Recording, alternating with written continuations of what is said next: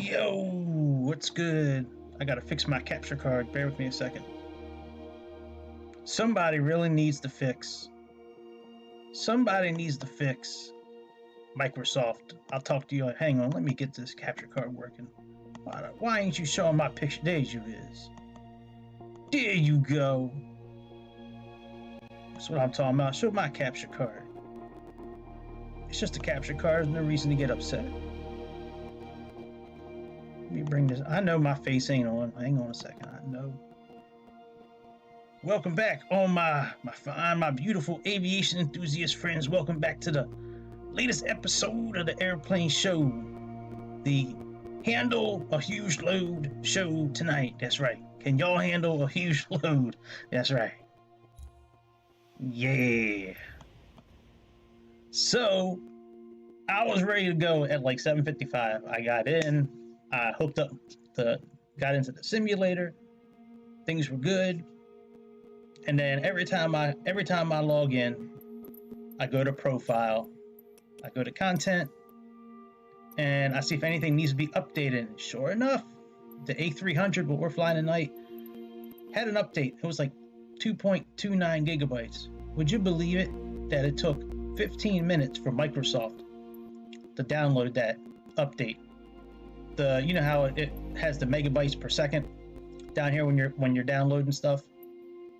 It was, you know how it fluctuates. It goes from like, something real small, mbits, to like really high. You know, my internet in my house, especially what goes to this Xbox that I'm using.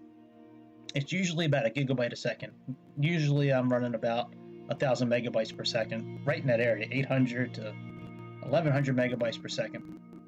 This thing was at like 4 megabytes per second for like 10 minutes. And all of a sudden, the floodgates opened. It seemed like when I was looking at the screen and watching it, like it was fucking with me. Like it knew I was watching it, so it was going real slow. Then I take my eyes off it and look at something else and look back real quick, and it was at like 200 megabytes a second. Then as soon as I looked at it, it went back down to like 2 megabytes per second. I was like, motherfucker. So anyway, so that's why I'm a little late tonight. So, can you handle a big load? Let's go ahead and change the aircraft. We're gonna get this here FedEx aircraft, F12 for deliveries. Thank you very much. I think this is the FedEx one. Yes, sir. All right, there we go. FedEx. And let's go to world map. Let me bring up my sticky note because that's got some cheat notes on it for the keyboard. There's a lot of stuff to learn on the keyboard for this here simulator. All right, let's do heavy. And we're doing FDX. And I want to say let me look at the flight plan. I think it's 516. Let me see here. If you haven't subscribed yet, what you waiting for? Just go ahead and do it already.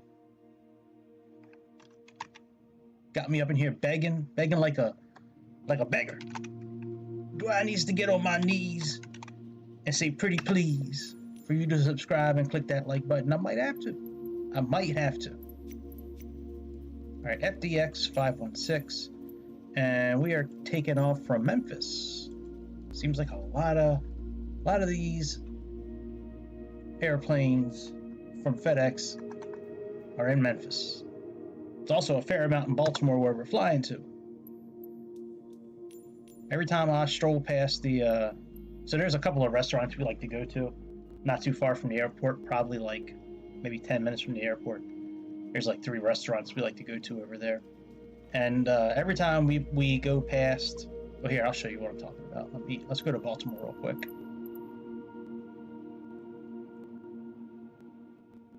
Let's make it daytime.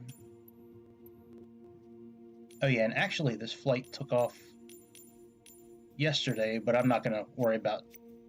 I guess I could put yesterday in. All right. Yeah, this flight's from yesterday.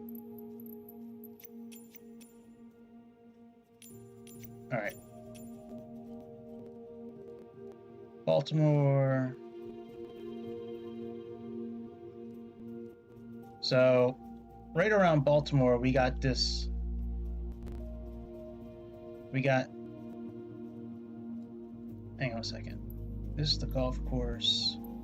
That's runway 10. Right. All right. So this is like the airport loop right here, right?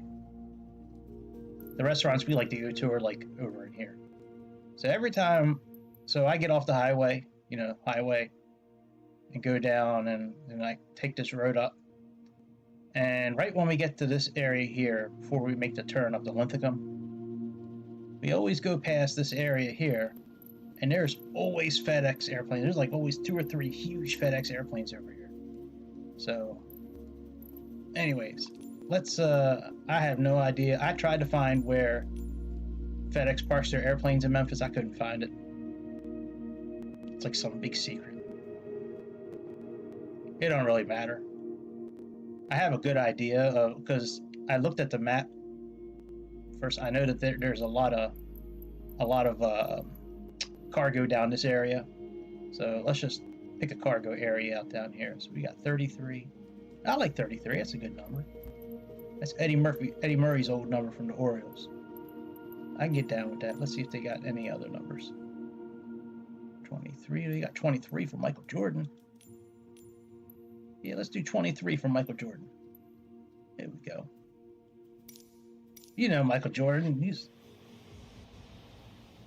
His ties to Memphis and FedEx and Boeing. You know that.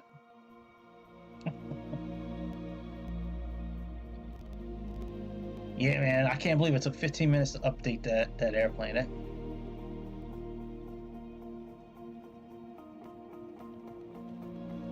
But we're here now. That's what matters. I'm a little tired, but we're gonna do this. I tried doing a flight last night on Twitch, man. It was abysmal. I was flying an A300 last night, and my headphones started making like this stuttering sound, like, right? I thought it was in the simulator, so I restarted it. Turns out it's my headphones all along. I got so frustrated, I wound up just canceling, just shutting it down and deleting, and I was like, give me a fuck this. What's up, FedEx?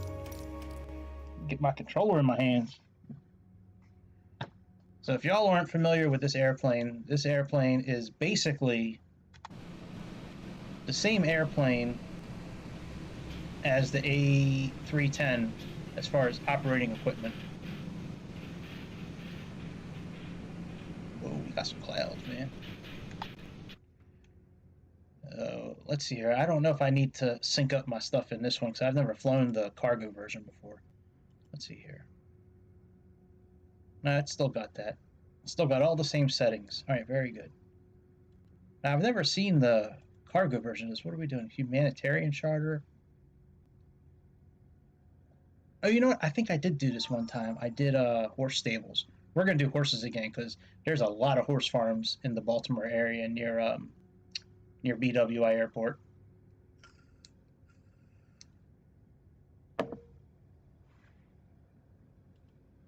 All right, so let's go ahead and get this ground equipment going. Let's toggle the chocks. Let's put the stairs down.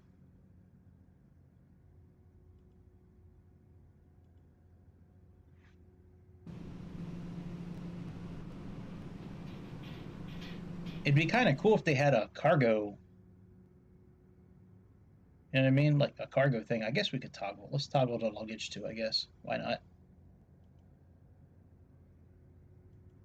All right, let's bring our flight in. So here's our flight right here.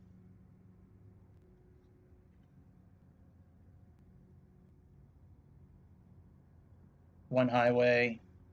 And then we're kind of doing a runway tonight, landing-wise, that they don't really use too often in Baltimore, but according to FlightAware and the map that it showed in FlightAware, this plane landed on that runway, so that's what we're going to try to do. So while we are... There's our stairs. I like how they're putting little bags on here. I mean, it's a cargo flight, but whatevs. All right, let's get the airplane turned on so we can get some systems starting to read each other. Go battery 1, 2, and 3. And click on this external power button. Oh yeah. This one's up. And let's go ahead and put on our nav, and just a nav light for now. Alright, so let's come down here. Now I built this flight on SimBrief, so I'm gonna, usually I would click on the, there's a weight thing where you can import from SimBrief, so that's not an option right now. So we're gonna do horses though. And let's update SimBrief. At least the fuel and all that, will be correct. And let's apply this to the aircraft.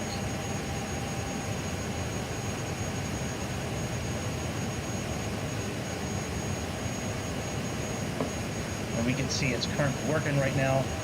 That's what this is doing. It's currently adjusting all the levels. You can see the fuel is changing, the center of gravity, all that stuff. In the meantime, let's come down here and we're going to type in KMEM/KBWI.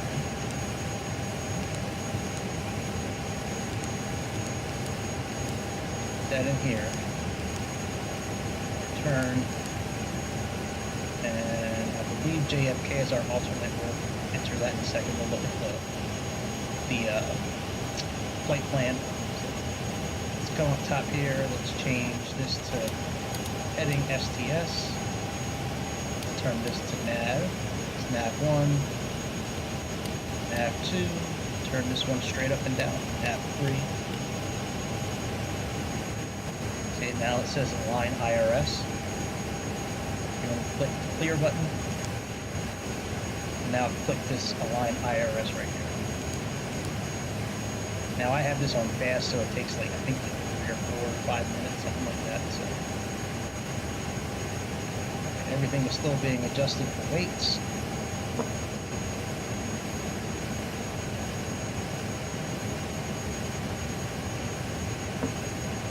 I wonder if we can see the horses yet. Let's see.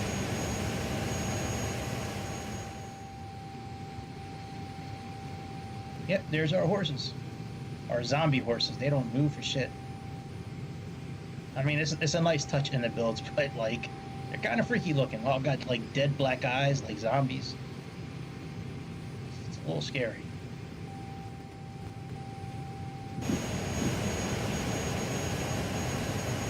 Alright, this is still working. That's what this is doing here. So in the meantime, let's clean up a couple of things here. So let's put on the flight recorder.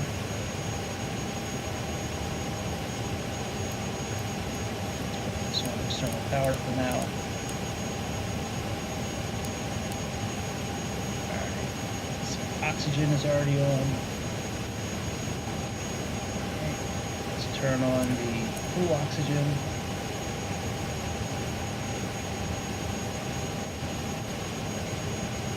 Let's make sure that's locked. Let's come over here and let's arm the emergency lights. And let's turn the galley shed lights. So what we want to do by the time we take off the ship, we want to make sure that anything with white lettering doesn't have that white lettering anymore. So we can see the fuel being adjusted here.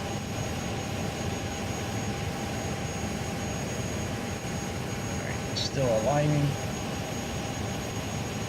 Almost done. I don't want to start entering anything from the flight plan yet. I want to show you from here. I don't want to move until this is done, because I have no idea if I move now if it's going to upset things, so I'd rather just wait a minute. Alright, cargo is about... Cargo's about done. I don't want to call the ATC yet until we get our flight, until we enter our flight plan. Hello? What's up? What's wrong with you?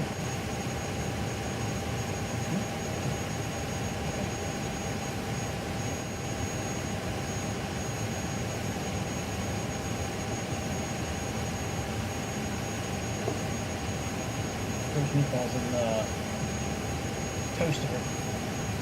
You want those? I mean, you can just eat those if you want.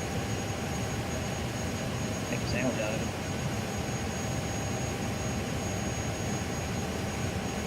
There. Still loading. Meantime, we can adjust some lights. So let's go down here. I think these are already kind of on all the way. Map light does all this down here. Instrument lights are already up. Floodlight, I'll just turn that on a little bit. This knob here does the glare shield. That's already turned up all the way. And then Mega Karen, Giga Chad side, same map light, and same instrument lighting. Get the console floodlights here. And then for the pedestal of the above console, it's right down here. It stops here. Let's see if this is done. Hey, it's finally done. Alright, so let's go ahead and here, and let's click on View OFP. So let's see where FDX 516 and 35,000. Let's type in A and the nav's right there. When we get this message down here, it means the nav's done aligning. Alright, so we got FDX 516. Light level 35,000 feet.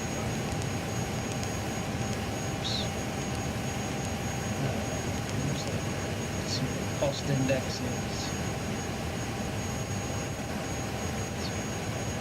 cost index is 43, and our average wind is 208.30.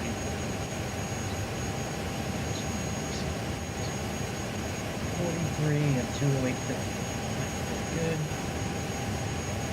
Cost index is 43, and we have 208.40. I'm sorry, 208.30.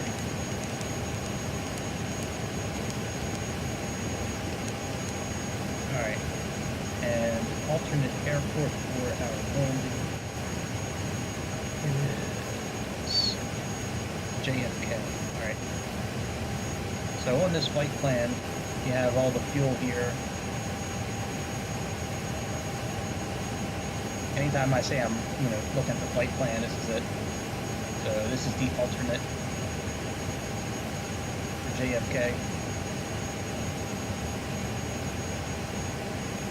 Here's all our weights that SimBrief calculated. Here's all of our waypoints and all that. And a little bit, when I enter our forecast, this is where I get it from for our descent forecast. This little area right here, that's where I get the input from. Tonight's flight, let's go ahead and start plugging that in. Here it is right here. So let's start plugging that in. Huh? How about the stove on? Oh Jesus, thank you. Didn't do that. Alright, let's type in JFK.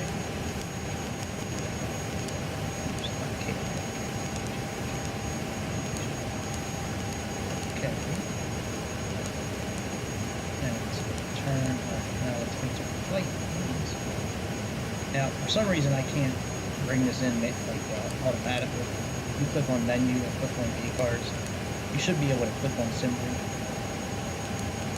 and it should bring it in.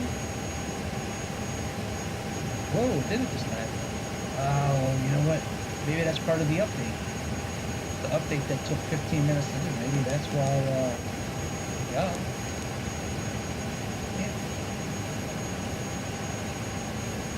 Oh, you have to come around here. These are on the floor.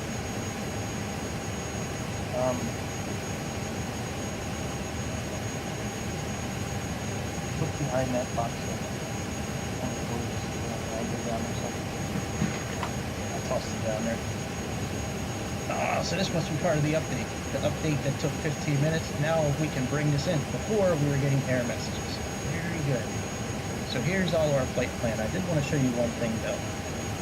So, Hitman here.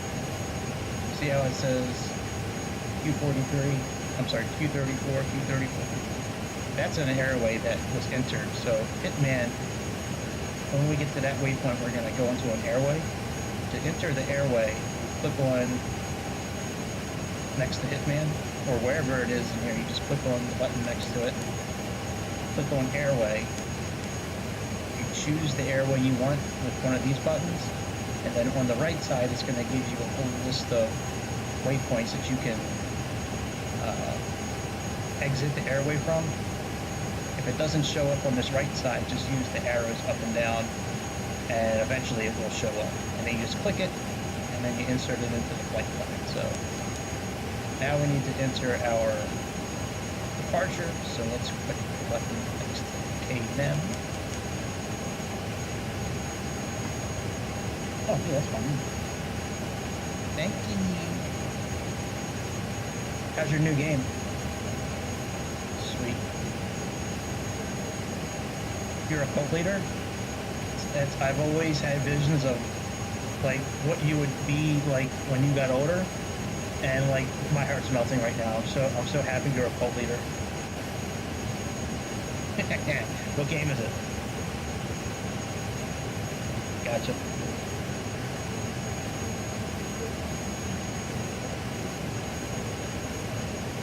I got you. All right. It's a big thing. Yeah. Well, I don't like people that sacrifice to you. So you can either like die or make a cult.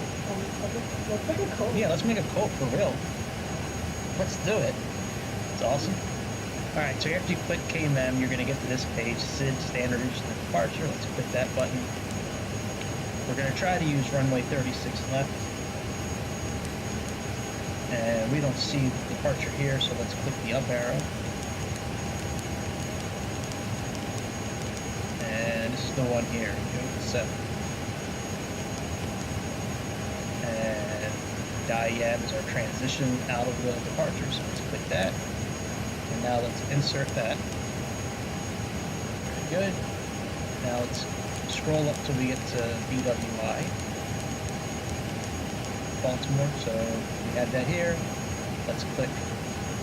See ya. Did you lock the front door? Yo, you locked the front door? Thank you. Bye, love you. Alright, so click the button next to KBWI. Now we're going to click standard terminal arrival. Let's do that. And we're going to be doing ILS 10. And we are going to be doing Raven 6. And our transition is EKW. Let's insert that. Now we should be good. Let's make sure we don't have any discontinuities or vectors. We may have one vector towards the end of this, but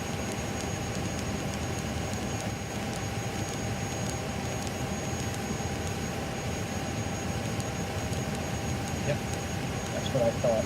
Look at this column. Okay. Now, I don't know if I can do this in this airplane. I can do this in Boeing, where I can create a waypoint. Yeah, I don't think I'm going to be able to do it. So in Boeing, create a waypoint. You would just click on, well, it doesn't matter how to do it. You can't do it here. So let's get rid of this discontinuity. So let's click clear button, and let's click that. And I don't think that manual is part of the arrivals. Nope, it's not. So it's not allowed. Alright, let's get rid of manual. And now let's get rid of the discontinuity. The flight plan. I want to look at this flight plan, make sure it's all good. So let's come up here. Let's click on this, put this on plan.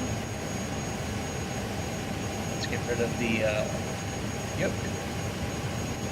And now we can see the flight plan down here. So I think I want to get rid of that intercept point, to be honest. Yeah, let's get rid of that. That bothers me. So let's click clear again, and let's click intercept. Go to that. And now let's click clear again, and get rid of the discontinuity. Yeah, that looks much better. So now we're looking at our flight plan. We're going to use the up arrow. And we're going to go through the whole flight plan here.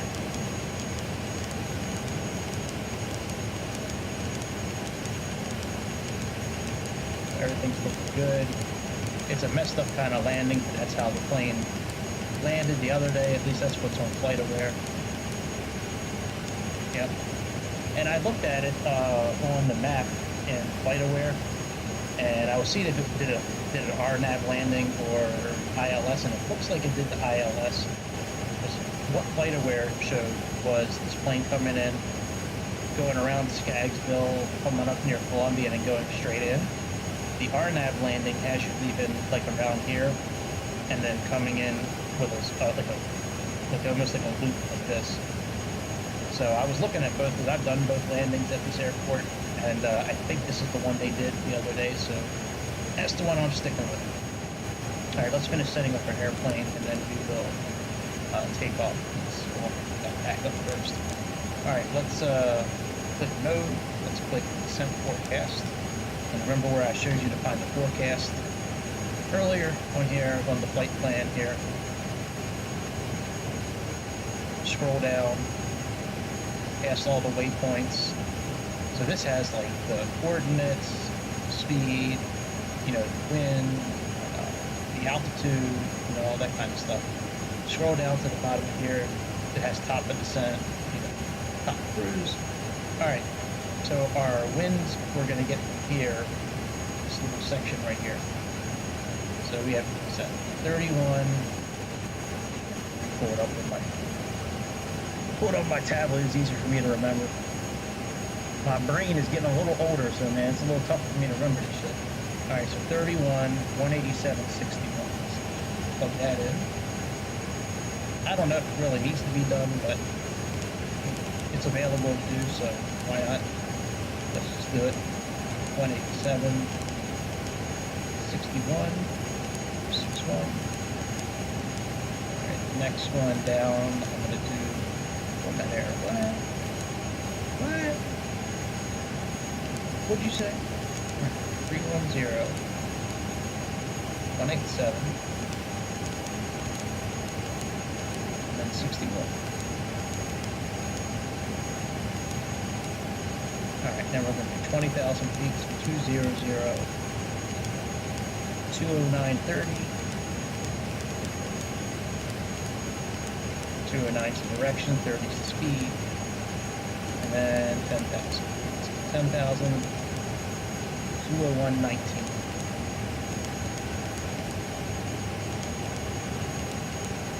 Now for BWI, we're going to enter that right before we begin our descent.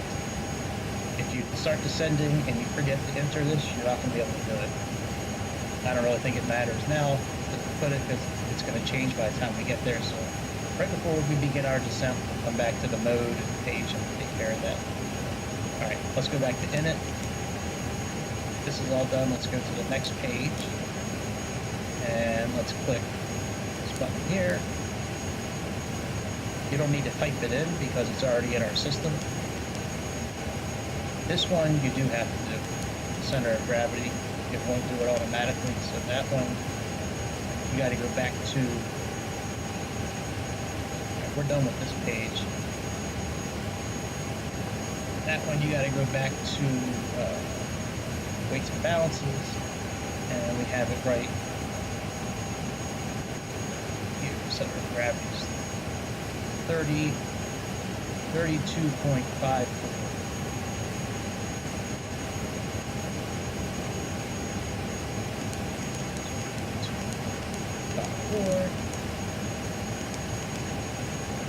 That in, there we go. That's all done. Now we can go to our takeoff and approach page, get our e-speeds. So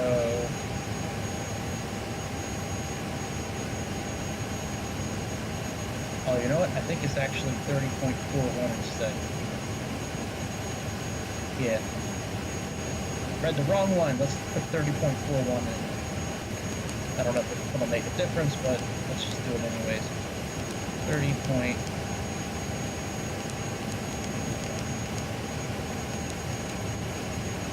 Alright, there we go. It's right here. Alright, let's go ahead and go to performance. Click sync. We're doing 36 left. Sync that.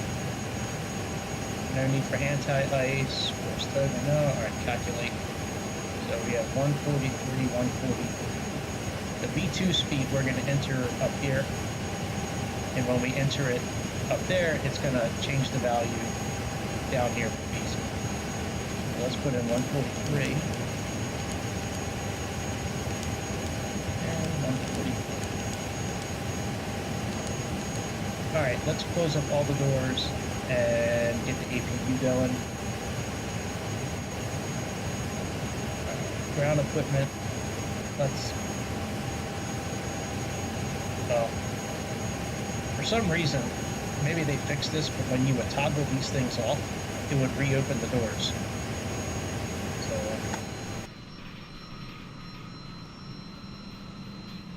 Yeah, you see, like I toggled it off and it looks like it's trying to go again.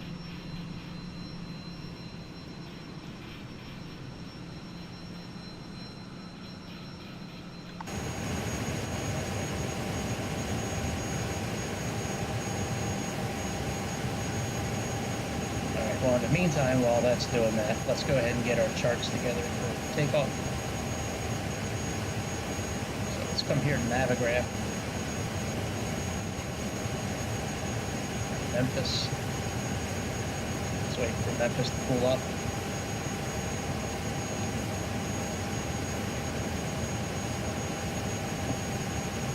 There's a night mode on this too, so you can make the whole page dark when it pulls up. Come on, Memphis. There we go. Alright, so let's do reference first. Alright, it doesn't have... That's a shame. It doesn't have the charts for the... Oh, here we go. Is that the one I need? 10.9? Yep, 10.9. Let's get in that one. And we got departure, and we have 10-3 for goods. So 10-3K. Yep, that's the right one there. And let's go to BWI and pin ones for BWI as well. So for arrival, Raven, it's just that one. And for the approach, we have ILS 10, that's 11.1. Alright, very good. There we go. So now we got all our pages pinned. Let's open up that airport chart here. Scroll down, we can see our airplane right here. So let's take it off night mode, you can see the difference. You can use this to move it up and down if you want, or you can just grab it if you have a mouse. This centers it, then you have the zoom in, zoom out, the zoomies.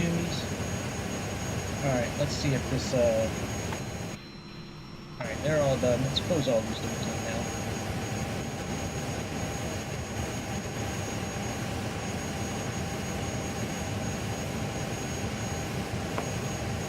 Start the cargo lighting down a little bit.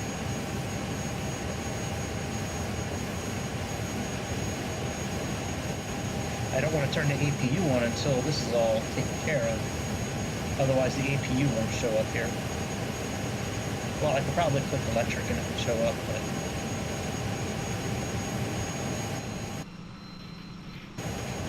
Jesus, what the hell is going on, man?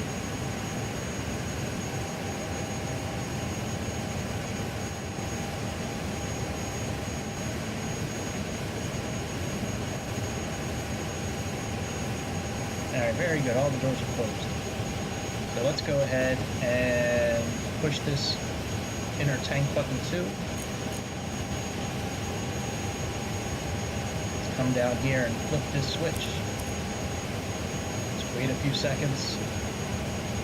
Push start. And then we can turn on the bleed.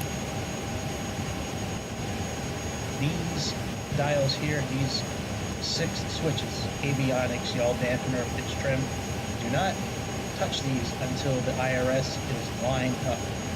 I repeat, do not touch them until the IRS is lined up. If you do, bad things will happen to your airplane, like you won't be able to control it.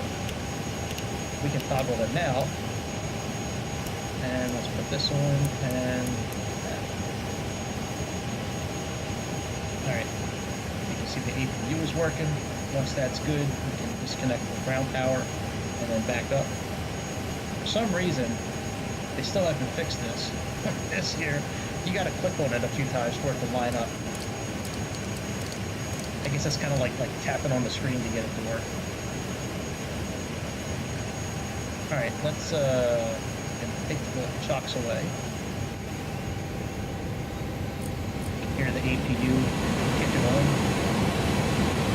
Alright, we got barometric pressure 2990.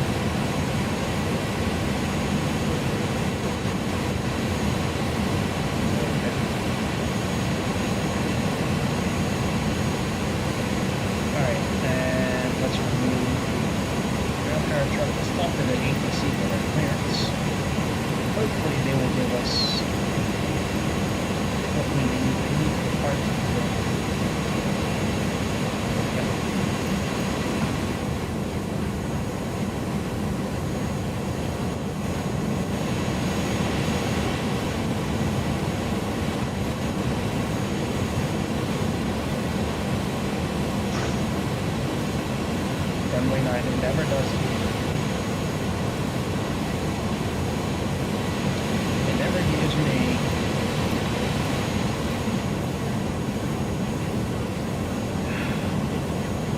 Never gives me the I'm going to show you something cool. Let me find out if I can still use this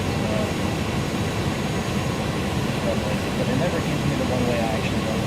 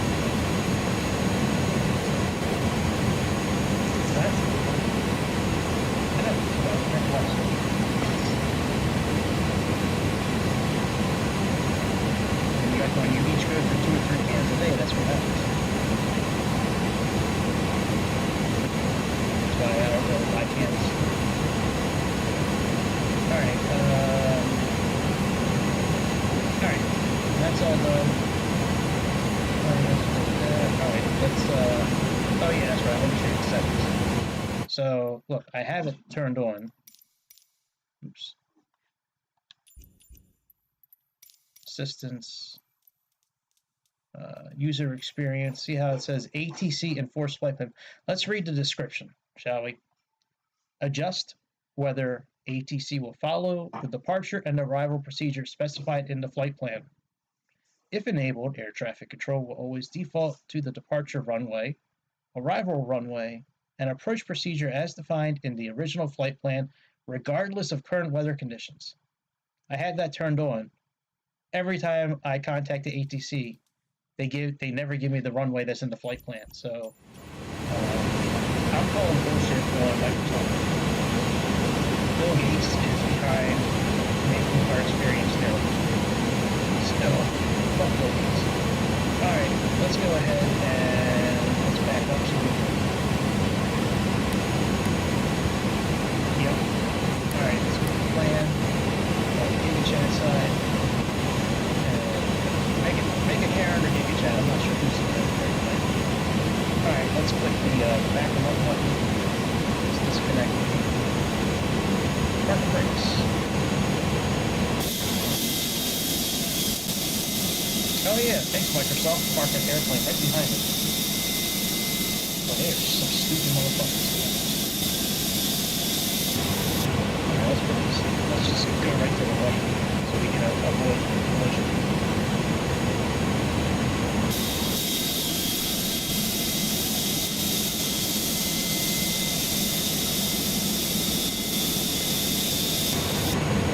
Alright, let's turn on our beacon light.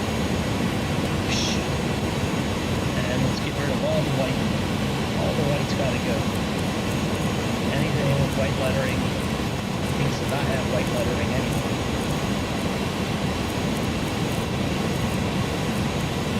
Alright, let's put this engine start down to rank A or B. And let's click arm on either one or two, it doesn't really matter.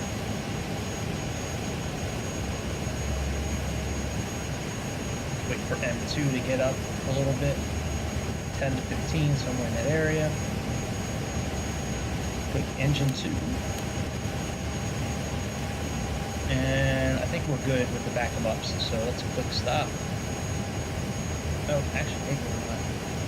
Okay, we are now. Now that we're past that airplane.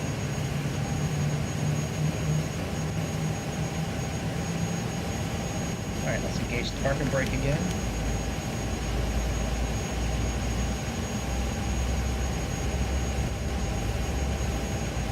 Let's look at our departure and see if there's anything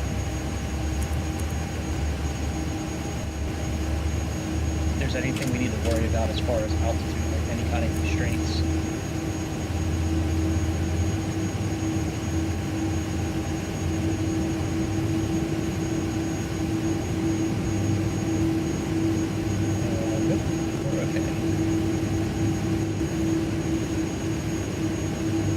What's up, Snow?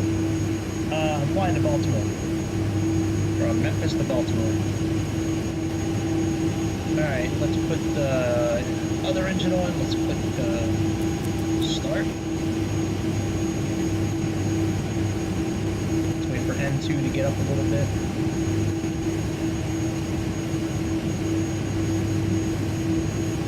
Alright, let's put on the other fuel. That's working. Let's go ahead and set our flex speed.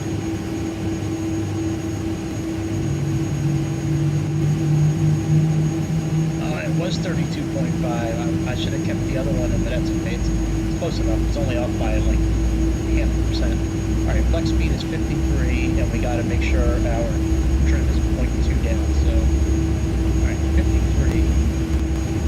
Let's set our flex speed.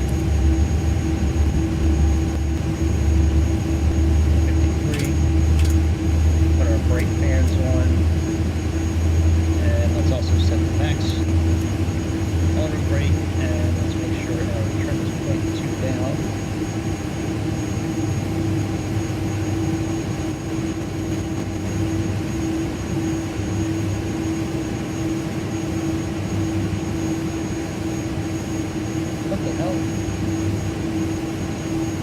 That's it. Oh man. It won't let me spin it the other way. Alright, let me do what is it? Right bumper.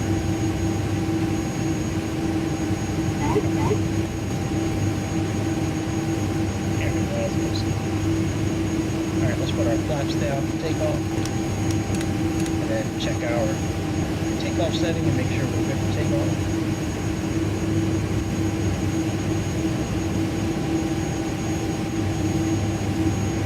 Alright, let's put 11,000 feet there.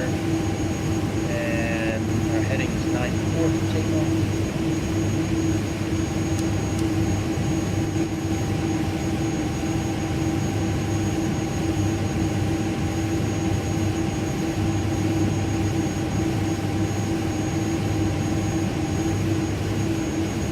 Turn this down to like 5,000 first.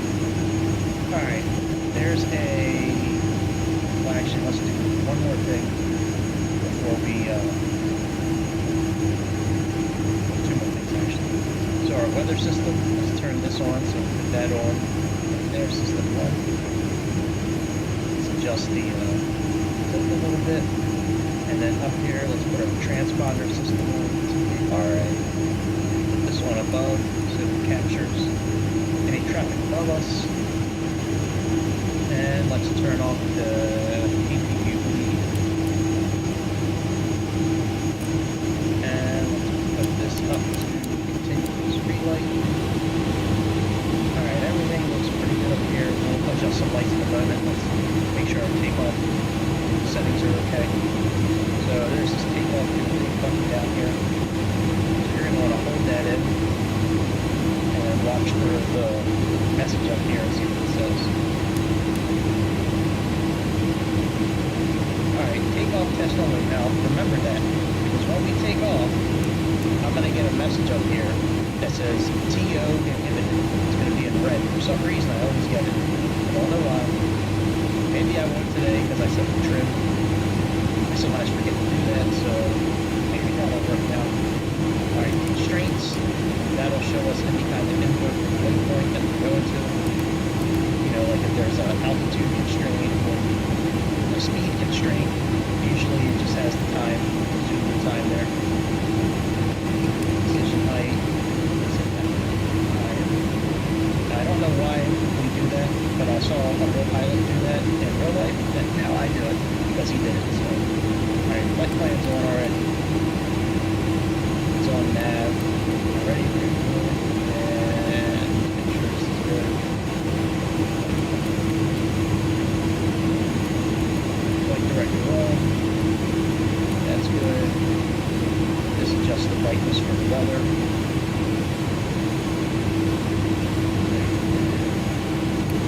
Alright, let's go taxi out. Now let's adjust our hangar. Last thing. Landing elevation is about 50 feet, so let's do that. And now let's go ahead and wing light, let's do overlight. Actually, I want to take off like early in the morning. I like looking at the lights of the runway and the lights of the everything. Alright, beacon light, let's put our strobe lights on since it's dark out. Taxi lights. Alright, we're good. Let's go, let's keep going. Let's release the cargo brake.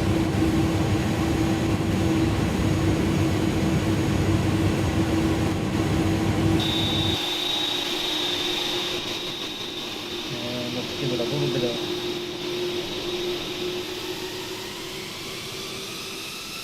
Oh yeah, I can turn my voice up. Yeah, hang on a second. I got you. Turn that down a little bit. All right, that should be better. I have it set to where like it won't. I have the settings set in a way to where it won't go past a certain level, but maybe that'll be better. I've never heard my voice is too quiet before. Usually I get people telling me it's too loud. But yeah, hopefully that's a little better.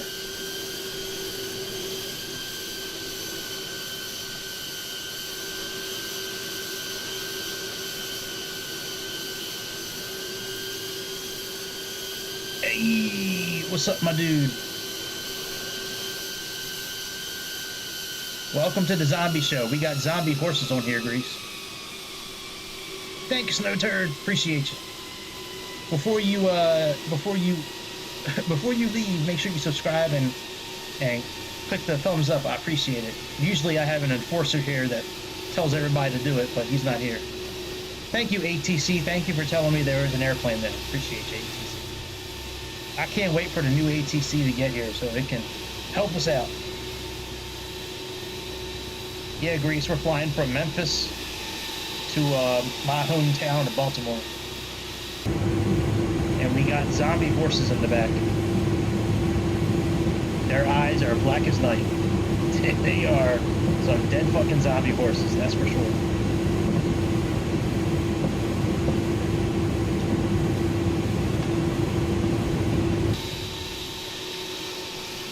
Yep, that's right. Happy zombie time, that's right. Now, once we get up in the air, I don't know. I don't know where Frank is. He probably, Frank the Enforcer. I'm not sure where he is. He's probably out smoking a bowl somewhere. Now, as soon as I take off, I'm going to pause the game, put the photogrammetry on, and turn the lights on Mother Earth, turn them on.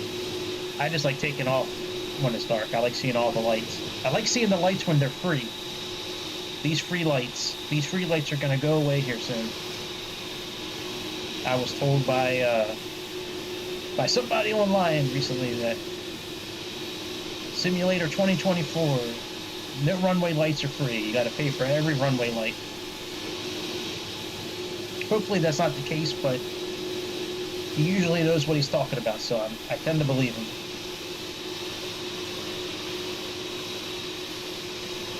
Alright.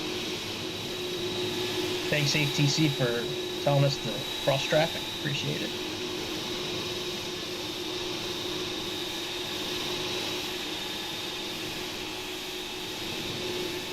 Yeah, I'm interested to see if that new ATC software is going to be available for Xbox or not.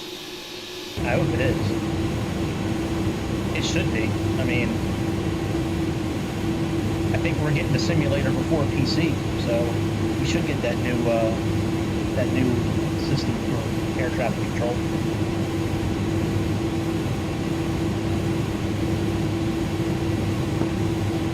All right, while we're taxiing, let's see if this has changed at all. Nope. And let's check our METAR information. Yeah, man, I hope it will. It changed the Doritos. You know, everybody complaining about that pedophile being a Dorito sponsor. Whoa, hang on.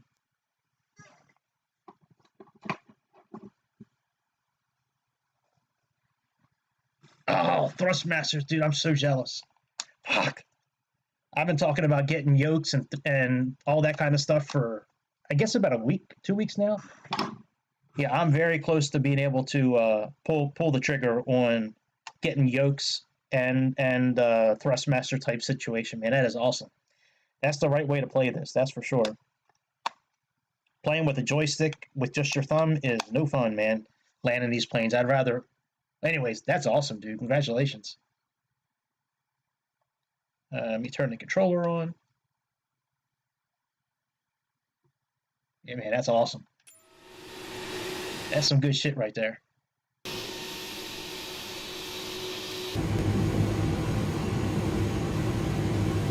Alright, there's our plane.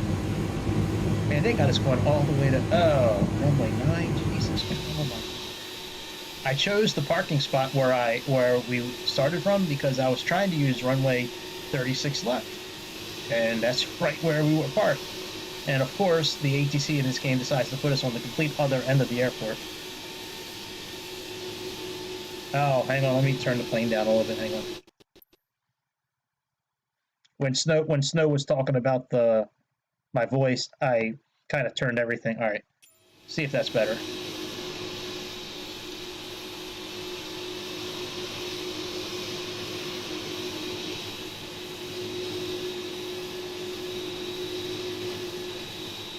Oh, wow.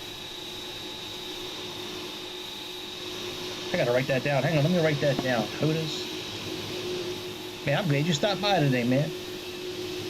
Give me some stuff to research and look into. HOTAS.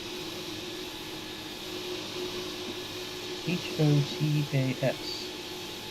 HOTAS 1.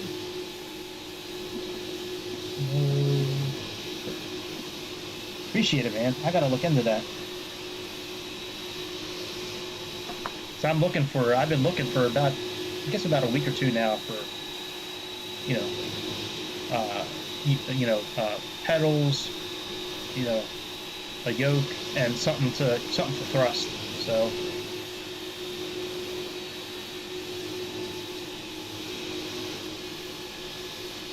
yeah, I'll have to do that. I'm gonna check that out when I'm done this flight.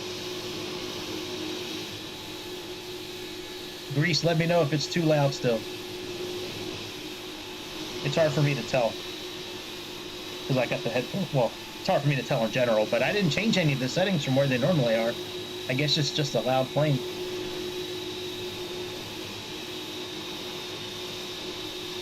Because on OBS, it doesn't really show that there's like any sound coming. It just shows a little bit of sound.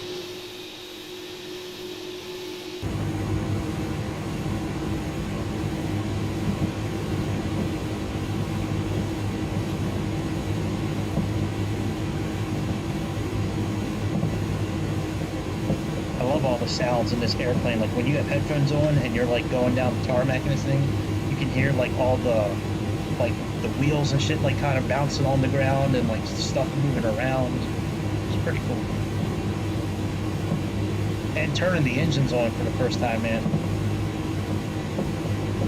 Yeah, it does sound different, yeah. Is it still too loud though? Or is it kind of okay now? Is it louder than my vape? No, seriously, is it like... How's the volume now, man? Is it okay?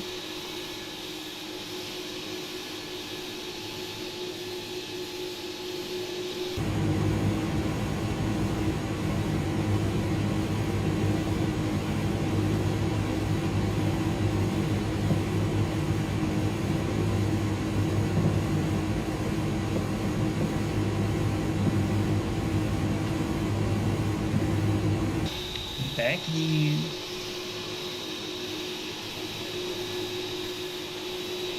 Yeah, man. I parked all the way down by the runway I was trying to use, just to save some time.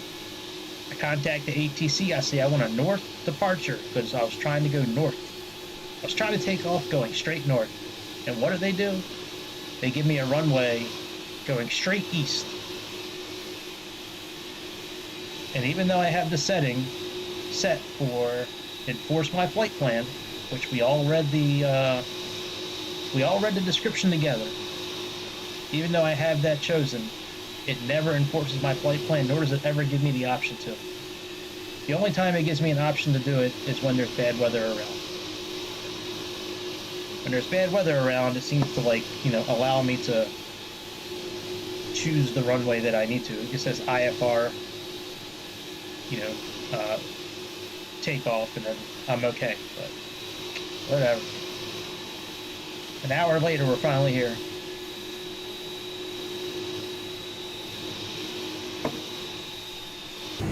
Sir.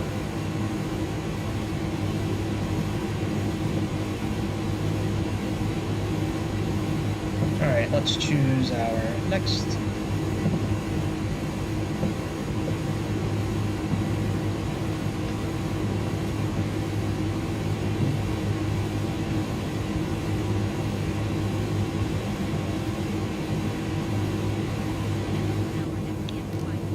Park and brake back on. Let's go nav and profile. Nav for lateral movement, profile for vertical movement. Let's do... Oh, and I'm buying a microphone this week too. Because right now I just use the microphone on my laptop, but I'm buying the whole situation. It should be good, so hopefully it'll hopefully it'll help. I don't know what I'm trying to say other than hopefully it'll help. Alright, let's take off the brake fans. Alright, no anti-ice lights going on. Alright, let's release the parking brake.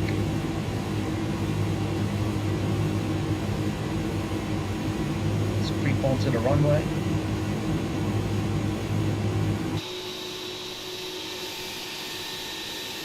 Yep, I'm buying a camera that like sits on top of my laptop, and then it's got a really good microphone built into it. I'm not sure if I'm going to stick with that one or if I'm going to actually buy one, but yeah, very shortly I'll have some more toys to help my sound.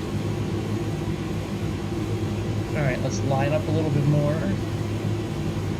Now, even though it said takeoff is okay earlier, we're still going to get that error message for some reason. So, all right, let's give it a little juice.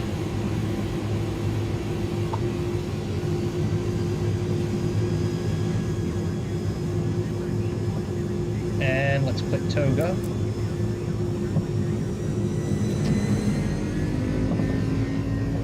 See, look, down here, takeoff inhibited. It always says it, I don't know why. There's nothing I'm missing that I know of. And it even said takeoff was fine. For some reason, I get that message.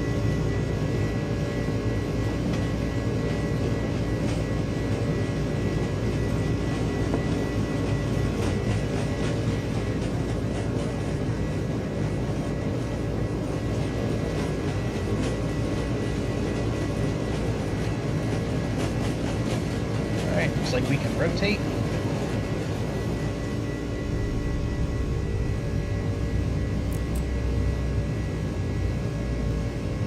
Put our gear up.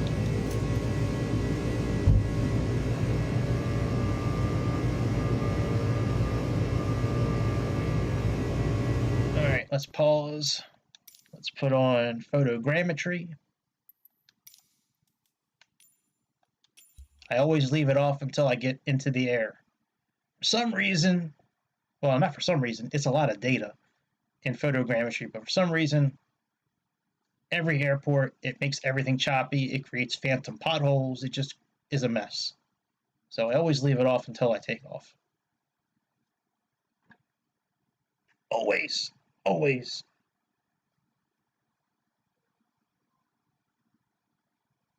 Sometimes I wait until I turn the autopilot on, but it's okay.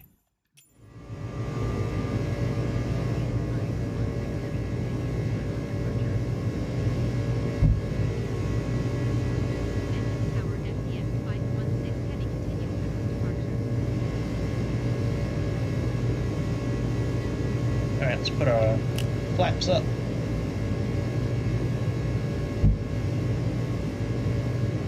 Alright, engage the autopilot. Let's adjust our altitude to 12,000 feet. Let's go ahead and put our landing gear down. I mean, not down, but let's lock our landing gear. Yeah, man. That's a cool livery, the UPS livery. I like that one.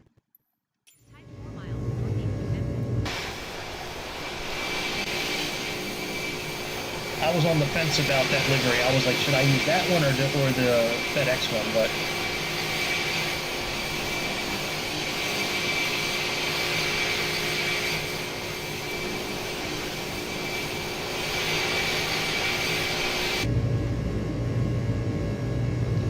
alright, everything is looking good. Turn the APU off.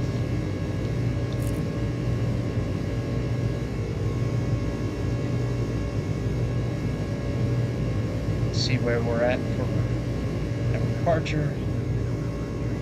If we're going up to Doug, that's our first waypoint. Let's check our pressure. Still 2989.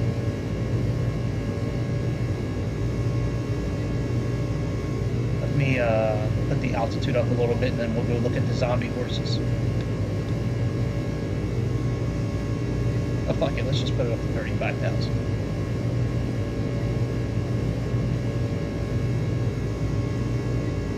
These horses are scary looking. Look at them, man. They don't move. They got like solid black eyes. They are zombie horses.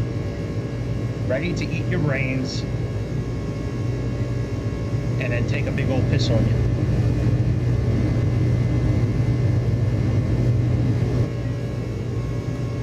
Yep.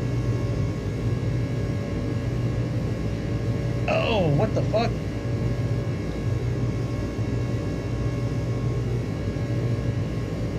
Why is that? Oh, how did level change get clicked? I clicked profile. How the hell did that happen? I don't mean, unless I clicked on it by accident, but yeah, that, I'm glad I saw that. I was like, why are we at 160 knots? Alright, we're good now. Let's put our lights, our taxi and takeoff lights. Let's do that. Turn the wing light off, and we can turn the logo light off. Yeah, that's crazy, man. I wonder how that happened. I have been known to do stupid things before, so I mean, like, I wouldn't put it past me to actually have clicked it by accident, but...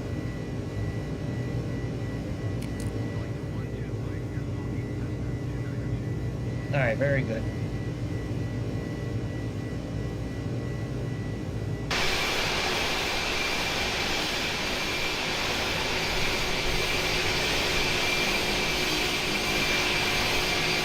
Let me see if there's any, yeah, man, I know you like them zombie horses. See if there's any good camera angles. That one's not bad.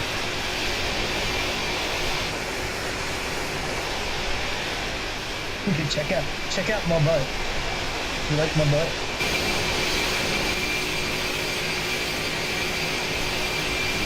Well, I can only go from 1 to 0 on the keyboard. Let's use the mouse now and see if there's any other ones.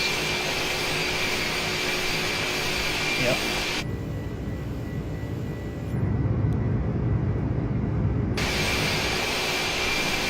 Alright.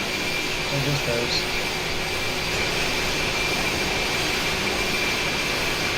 I like the wing flex.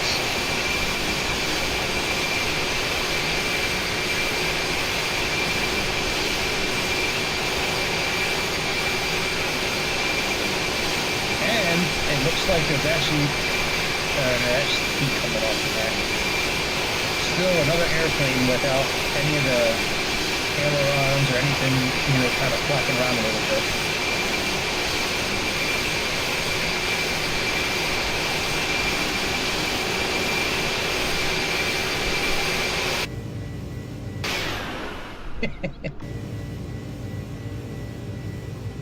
Alright, what the hell is going on with our...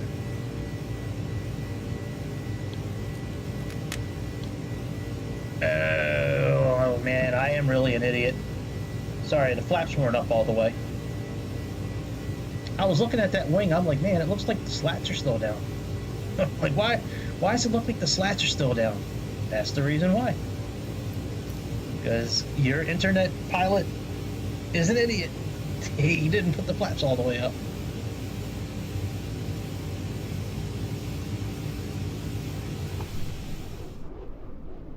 I like this view. For some reason, when I switch to the drone camera, it always like goes to somewhere where the airplane isn't. Yeah, see, now it looks like they're closed. I was wondering why it looked like they were open.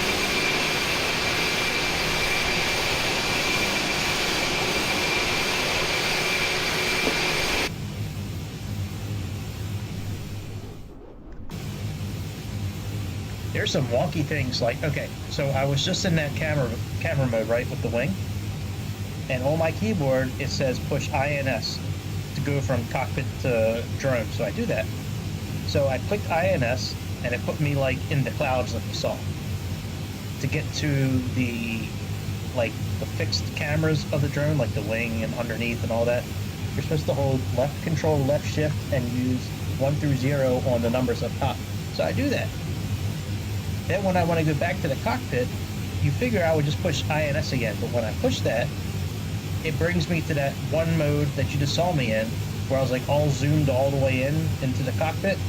Then I push it again, takes me back outside, then I push it again, and it brings me back in. Like it's, I don't, hey man, you know, I'm just following the commands. So I don't see any bad weather, even though we got a lot of clouds. Let's turn the gain up a little bit and see if that, let's put it on map, and let's turn the gain up a little bit. Yeah, still nothing.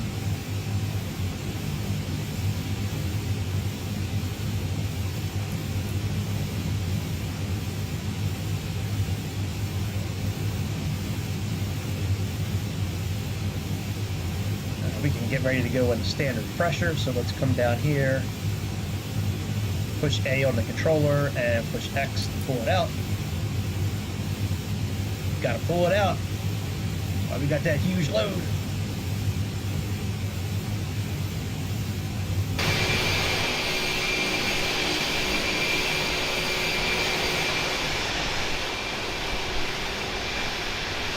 Yeah, I was looking at about 4 different flights with FedEx when I was planning this out during dinner time. I was looking at from Memphis to Fargo, North Dakota, Memphis to Miami, and then Memphis to Albuquerque as well. And I was like, you know what? I always wanted to do like Nashville to Baltimore, like Southwest. So I'm like, let me do FedEx to Baltimore. And I'm like, I always see FedEx and I see us always parked in those spots I was telling you about.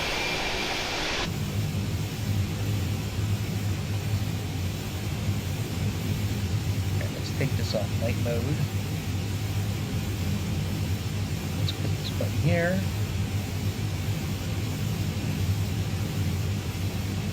Are we past the... Well, I guess we're past the... Oh yeah, we're well past the area.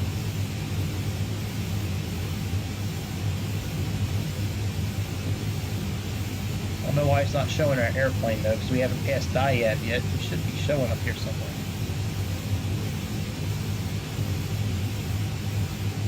Oh well. Whatevs. Let's go to performance. Maintenance. It's pretty cool. Look at all this. Maintenance panels. We'll have to play with that one day. It's pretty cool.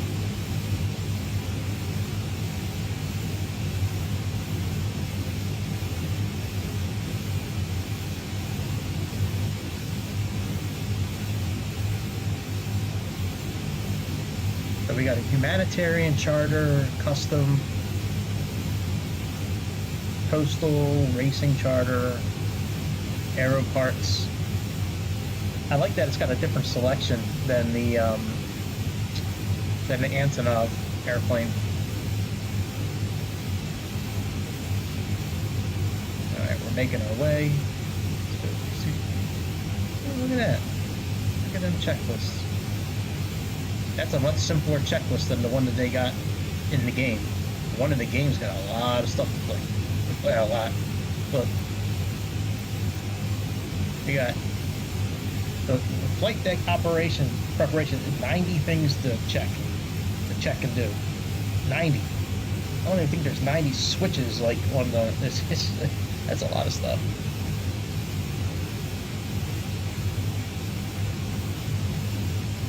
Alright.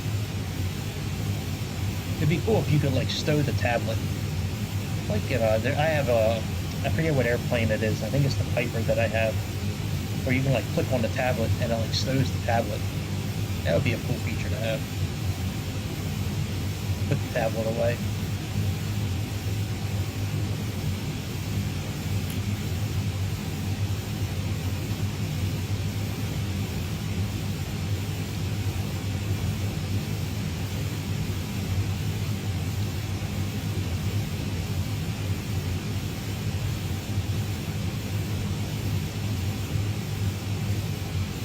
Airplane's pretty quiet now.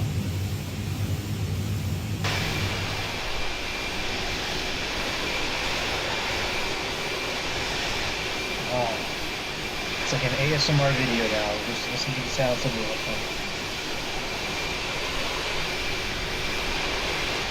Let me rub your shoulders. Did you have a bad day?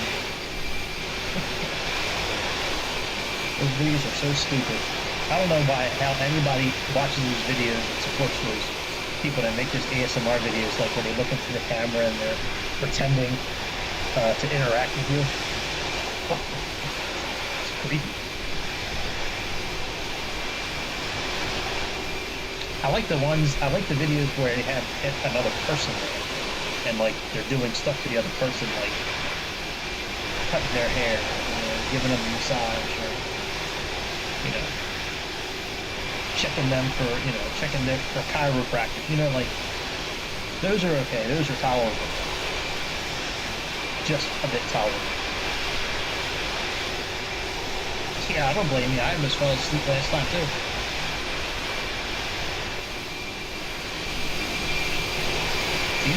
Well, first of all, it's probably easy to fall asleep being that it's like 4 in the morning where you are.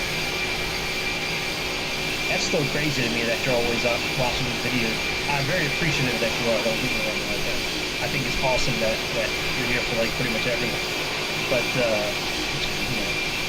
I guess with your work schedule, you say you need to be up early, so.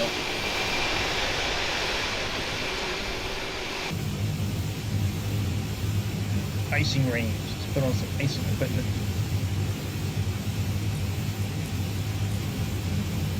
All right. That's taken care of. Well, if we can move the seatbelt sides off, we can let the horses move around.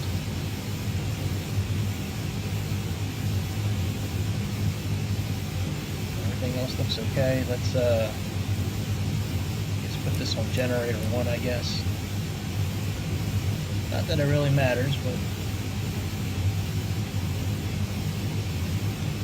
put this on position.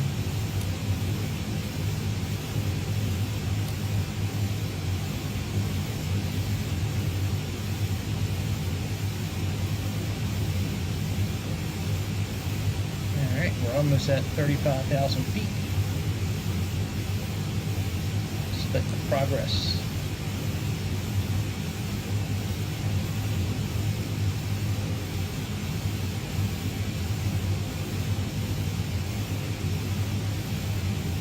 Yeah, man, I was like 20 minutes late tonight when I logged into the simulator this morning. There was no updates for anything available. When I logged in at like 7:55 tonight, when I finally got into the simulator, I went back to see if there's anything to update, and sure enough, this airplane had an update. It was like 2 gigabytes. Believe it took, I have super fast internet. It took 15 minutes for Microsoft to open up their internet enough for me to be able to download 2 gigabytes in like 15 minutes. It's crazy. That should have taken like 2 minutes. Not even. I mean, usually I'm running somewhere around 800 to like 1200 megabytes per second. Especially with the cable I have now, with the Cat 8 cable that I have. I got it going right from the router right to the Xbox. Brand new cable. Trying to get up to, trying to have fast enough internet to do 60 frames a second. Oh, I didn't mean that.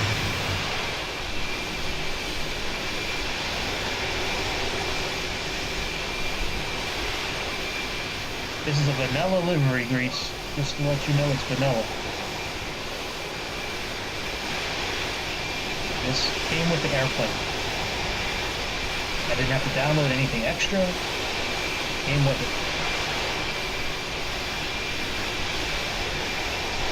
There's a really cool Air Thailand livery that they have for this airplane.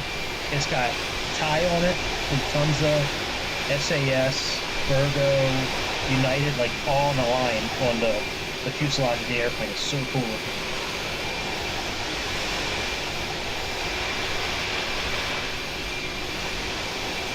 I hear you, it's too relaxing.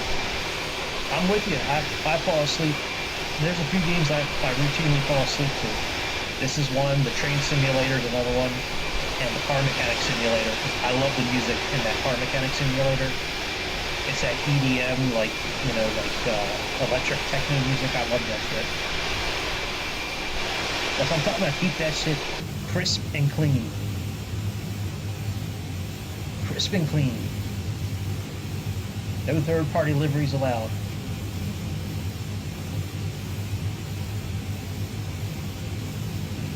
I am going to speed this up. Once we get to cruising altitude, I'm going to do the old, speed increase for the simulator when I can.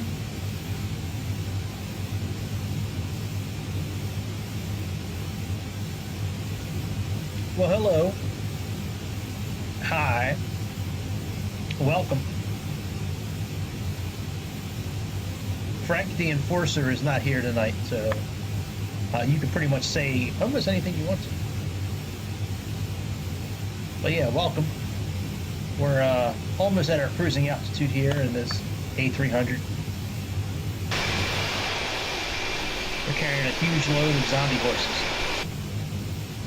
Haven't seen what zombie horses look like before. Let me show you. I wonder if I can change the load mid-load. Yeah, man, what's your question, dude? Breeze. Sweet breeze.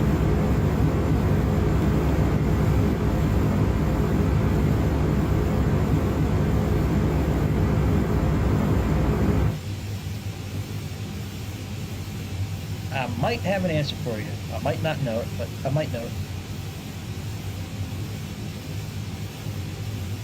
Still in icing range. Cabin altitude's only 5,100 feet. That's pretty good.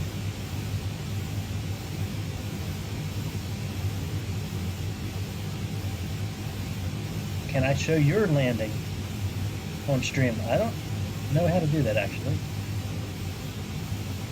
I mean, if you have it in a video, I could probably, like, edit my video and put it in and do it that way, but I don't know. I don't have the capability. I don't think I'm doing it live on stream. I'm sure there's a way to do it. I just don't know how to do it. But being that, this is your first time here, I don't know. I can look into it. I'm not going to look into it now. But, if you have the video that you want me to look into, just drop the link in the comment section or in the chat section. And, oh, it's on your channel? Yeah, man. Is it like a video, or are you like streaming right now? Yeah, I can try to do something like that for a minute or two. Is it like a video that you've already done, or is it like, are you currently flying right now?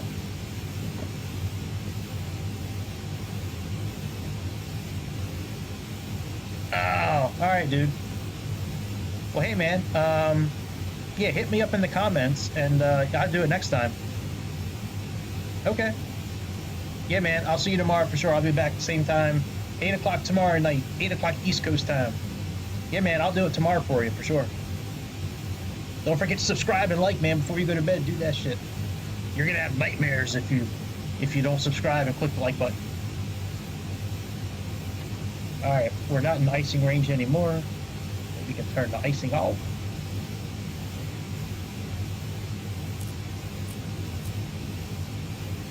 Appreciate you, Flakes. Yeah, come back tomorrow night. I'll put it on stream. Bye. Sleep well. Alright, we are almost at our cruising altitude, which we can then increase the speed of our simulator.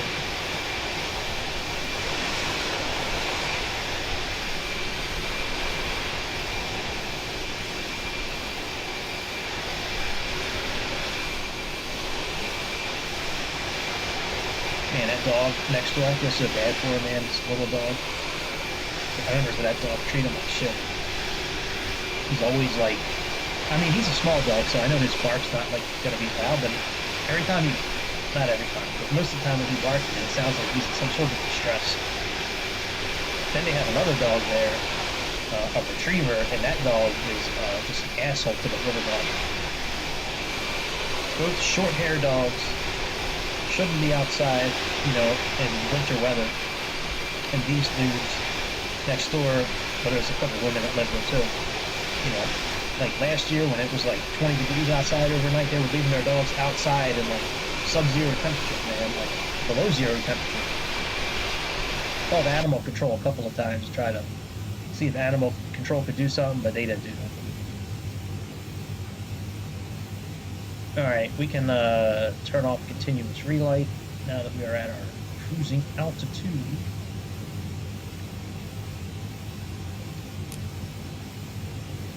Yeah, and then when the owners go outside, and like, you know, like the dogs are like yapping and, you know, whimpering and shit like that, then the owners are yelling at the dogs.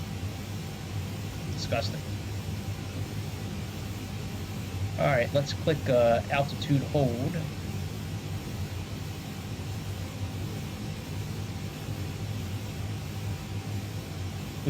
We may go back into profile mode again when it's time to descend. I don't know if we're gonna do that or not. We may just descend on our own. A lot of times the A300 and the A310, a lot of times they don't leave enough room, in my opinion, to descend properly. Like most of the time you have to ride the speed brake like all the way down, and I really don't like doing that. Alright, so we got 5 something to the destination, so we have a good while until we need to start descending. So let's do this here. Let's put our map on, well, you know what, it's on 60. That's good. Let's go ahead and increase the speed of our sim. So with my controller, I'm going to push the right thumbstick and push up on the D-pad twice. That will increase the speed 2 times. Nowhere on here does it say that we increased our speed. That's the bad thing. The easiest way I've come to figuring out what speed I'm at is just to look at the clock. So like here, if I click start stop,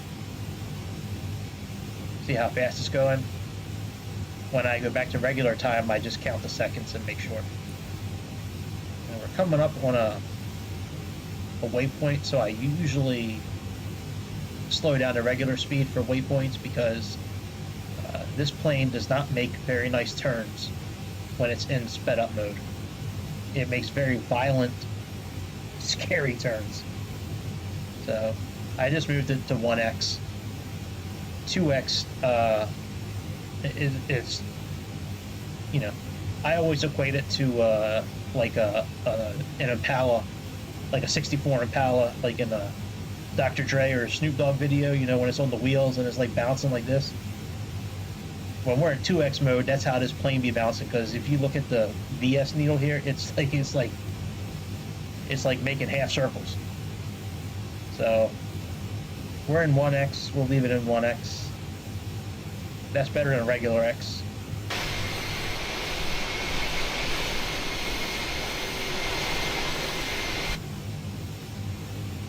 Alright, we're pulling up on this here waypoint, so we'll slow down when we get a little closer to it.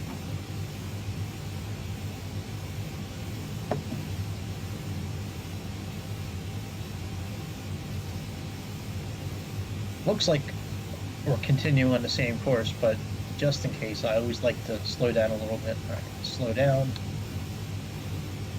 And let me play with the clock again and see if it's on the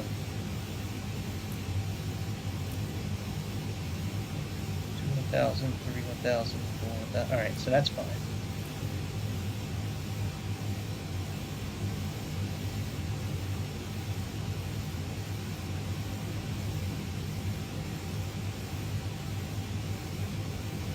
Now remember, we still have to put our descent forecast in for Baltimore, so we'll do that. You know, when we're about 50 miles out from our descent, we'll go ahead and plug that information in. you know, the wind speed and all that.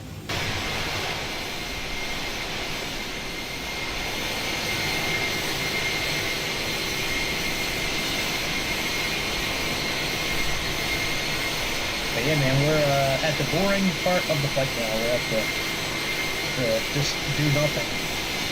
Do nothing except for monitor everything. The fast forward feature they have in this simulator right now is complete shit. Hopefully the new simulator when it comes out will have a usable fast forward feature.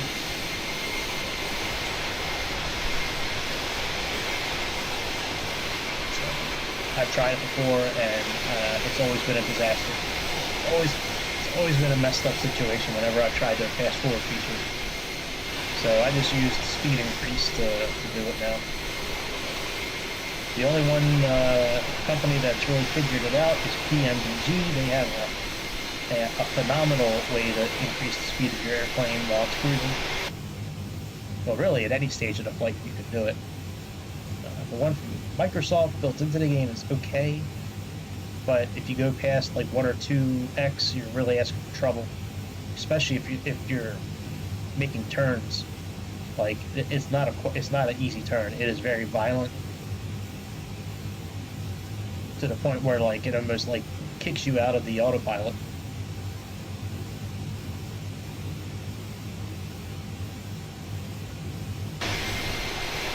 Alright, what part of the world are we over with that?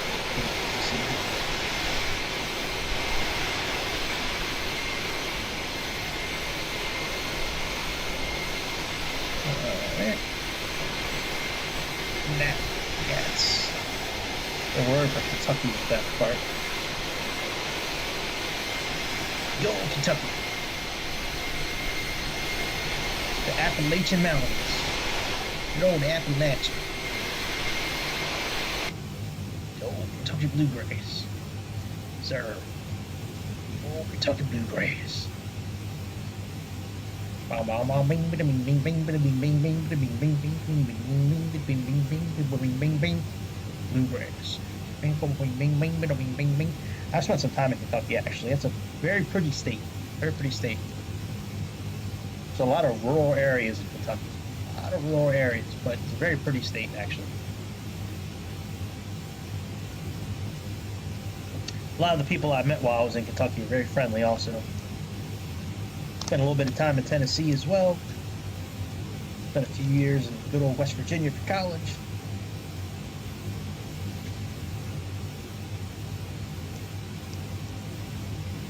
Yeah, I would move back to West Virginia in a heartbeat, man. I had such a good time. Now, granted, I was 18, 19, 20 years old, you know, fresh out of my parents' house in college. You know, I probably could have been on the moon and thought it was great, but West Virginia, that part of West Virginia I was living in, man, I loved that city, man. It was, I was really upset when I stopped going to college there, but I had a good opportunity music-wise, so I took it. But yeah, man, it's a beautiful, beautiful country around in America, that's for sure. Some parts of America are very beautiful.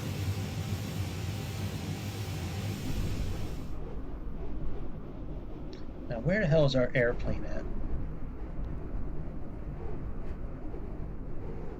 Oh, I see it. Wonder if I can catch up to it. I'm trying to catch up to it. I think that's our plane.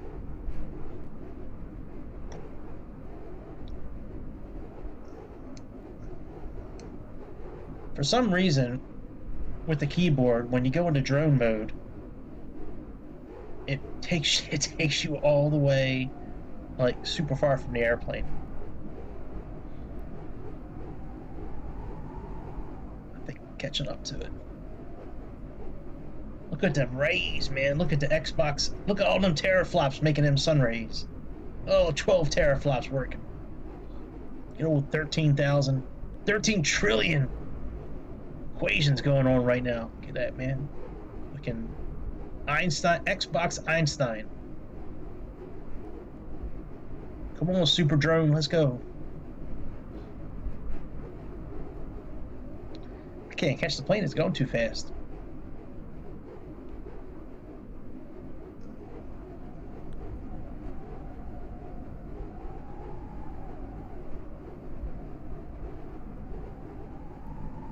I wish there was a way to go like speed boost.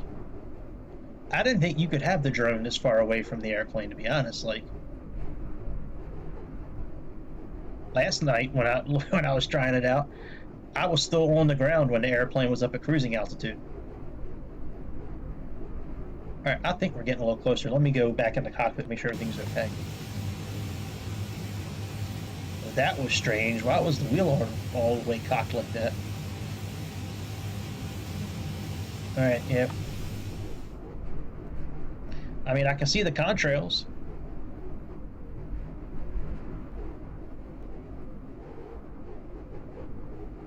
Oh, let me catch up to you. I feel like I'm like a Superman right now, like trying to catch up to a bullet. Faster than a speeding bullet. I like the original Superman movies with Christopher Reeves. Man, he was a good-ass Superman. These other Supermen, the Brandon Ruth and this and that one, they ain't got nothing on Christopher Reeves, man. Them original Superman movies were the best. I think they were some of the best like comic book movies. I think they're better than the Marvel movies. Them original Superman movies, the first two. The third one was okay. I like Richard Pryor in it. He was okay. I think the third one was with Richard Pryor. Or was that the fourth one? I don't remember. I think the third one was with Richard Pryor, where they had that supercomputer. That's right. It was a supercomputer, and then the fourth one, it was that guy that had the sun like on his. I don't know what the fuck. But yeah, Superman 1 was awesome. Superman 2 was almost awesome. Like, I didn't like the fact that he gave up his powers for Lois Lane. Like, I don't see Superman doing that shit. Fucking for some pussy. I mean, what the fuck, man? Like, let me give up being able to blow freezing air out of my mouth, lasers out of my eyes, you know, just solid steel, just drop cannonballs in the toilet when I take a dump. Just, you know what I mean? For some washed up, you know, old Mother Hubbard, you know, smoking trim. You know what I mean? Like, hey man, am I gonna be able to catch this airplane or not? What the fuck, man? I've been chasing this thing.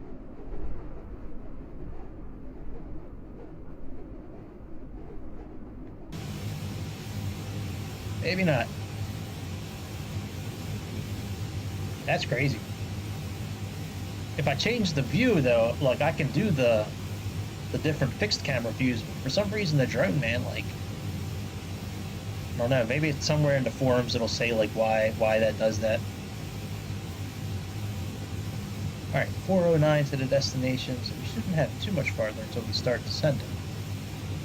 You know what we can do in the meantime? Let's look at our arrival chart and see if we have the correct altitudes and speeds and shit. That's always fun to do. So let's go to Navigraph.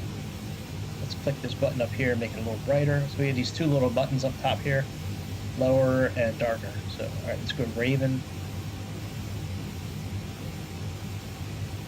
Let's go Ravens. Where's my chart, bitch? There we go. Alright, so BKW is our entry point. So we need to make sure that we are at 27,000 feet per Jaeger. So let's check that.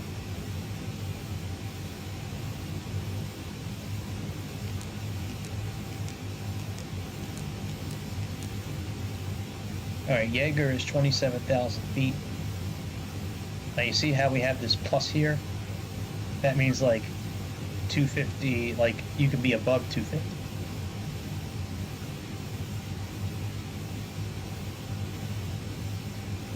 Oh, never mind. That's for the altitude. So, all right. So above 24,000 feet, then cash is 22,000. Echoes is 20, and Dickney is 19,000. So,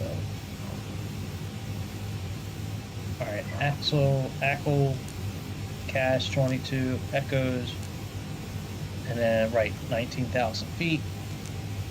Bimbo is 60,000, 16,000. U-Dude is above 13,000. Is that correct?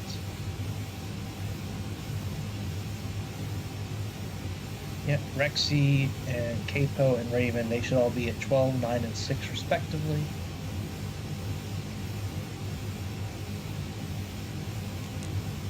$12, $9, and $6. Now, if you ever need to change any of these, like the value, like if it's, you know, if you want to change the speed, like I think 250 is really fast for like 6,000 feet. So I'm going to change this right here. So let's change this here. So let's put in 240 and 9,000 feet. So click that button. Okay. So we got at or above. Well, we have the at altitude. That's what 9,000. Let's put our speed at 240.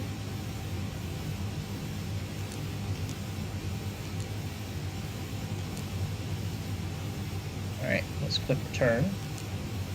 Now we have 240 there.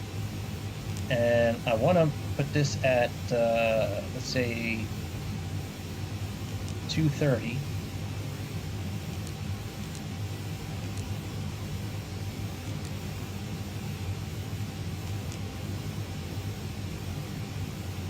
And we have Navy and Acres. Let me see where they're at on the map here. Navy, Acres. You know, we can leave those at 240 actually. No, we'll leave them at 230. We'll leave all those at 230. Now, if we needed to adjust the altitude as well, you would do it and put it in here. So we have at or below, right at the altitude, or at or above. The altitudes are okay, we just need to adjust the speed here. See, there's no speed constraints in any of those maps, so that's why, you know, they got us going so fast.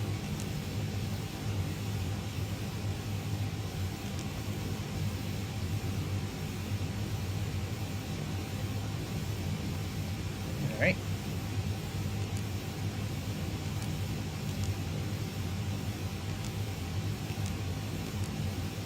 All right, very good. All right, that's okay.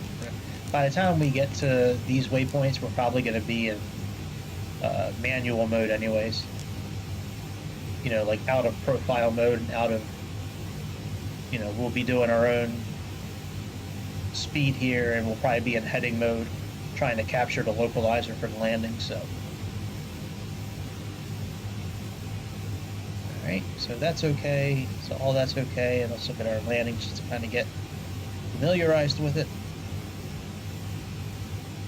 So, column, that's out near Columbia. So we're going to come out up this way, kind of go out. I'm going to go out to like 15, 20 miles, make a turn, and then come right into chute here, and then get on in there. Drop my load right on Baltimore. That's right. Right. Yeah. Drop it right on Baltimore. All right, we're about halfway done. I don't see no top of descent yet, though.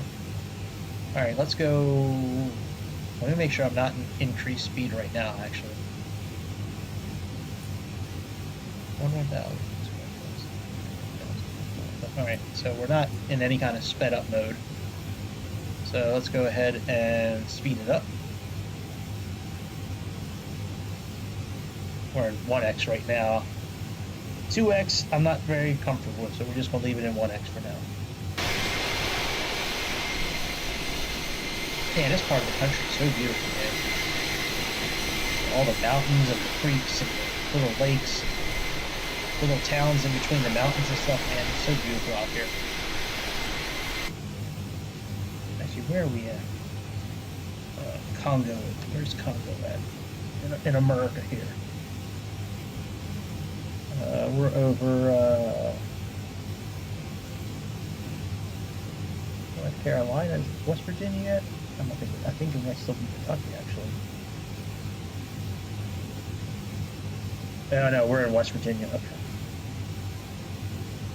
West Virginia, yes sir.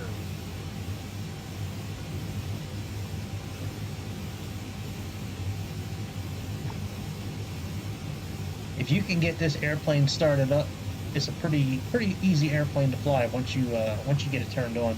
Actually, turning it on is not even really that difficult, to be honest. Like some of the Boeing aircraft are way more difficult, in my opinion. This one and the A310 are really. There's a lot of steps with getting some of the things set up. You know, you got to remember when to turn on the yaw switches and you know the avionics switches and pitch and trim switches. You got to remember when to turn them on. You got to remember to align the navigation. You know, set the you know all the different switches for takeoff, and for brakes, and speeds, and all that. But yeah, man. I mean, like. You can use the checklist. The checklist in the game will drive you nuts. The checklist on the tablet is, in my opinion, way better. But you know, the checklist that comes with the airplane, I mean, like 90 steps for part 2 of the checklist is crazy. Part 2 being like the next item in the checklist. It's got 90 things to do. That's crazy. And most of the time, it's just checking equipment. Look, let me show you this here checklist. Look at it. Checklist. Look, number 2. Flight deck preparation. Got 90 things for flight deck preparation. Hydraulic power, pitch trim, ventilation fan. Like a lot of this stuff is already on. And like, I don't know.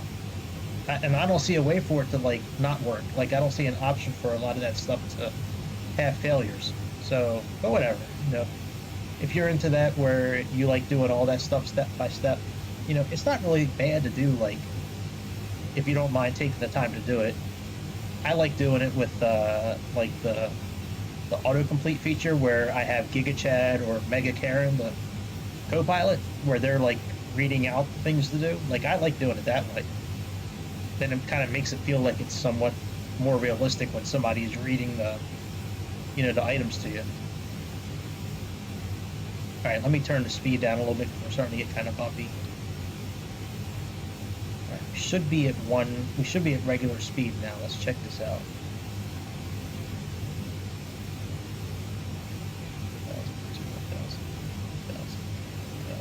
All right, yep, we're regular speed. And we're getting ready to pass BKW. That's Beckley, West Virginia.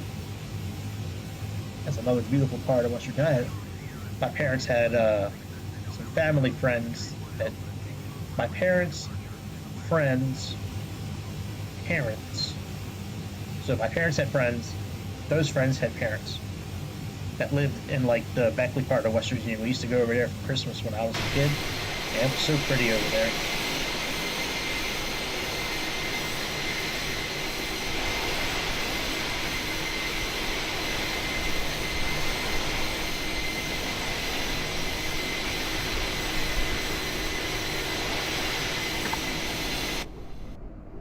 Oh, can I catch it now?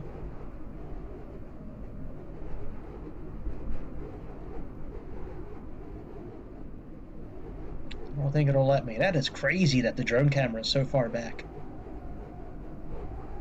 And usually the drone camera is much faster than the airplane. Like usually it'll zip around. I don't know. It feels like I'm getting closer, but I don't know for sure. Like I can't believe I understand the flashing lights, but what the hell are those other 2 lights like?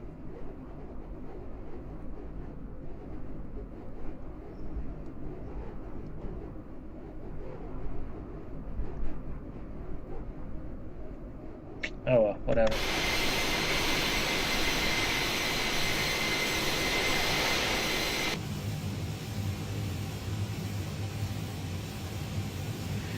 Alright, is our top of descent coming up at all?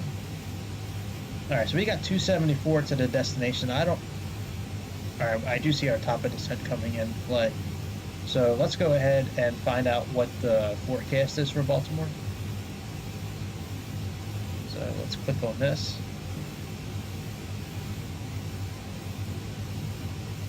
All right, so we have 360 is the degrees, and it's 6 knots.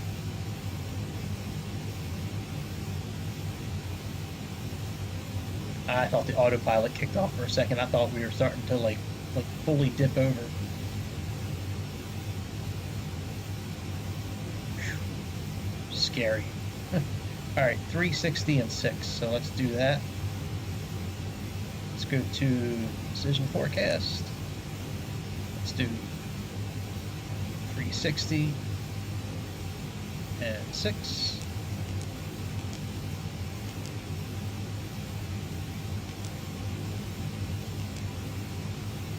All right, let's go to Program, Progress actually.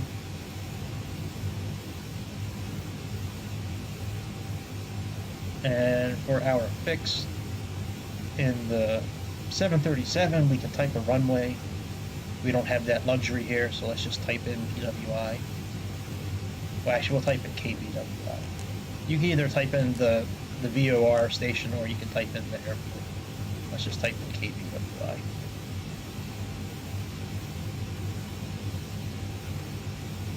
All right, and I do want to plug in 27,000 feet as our first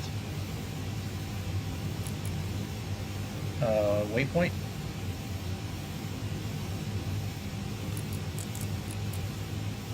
Oh no!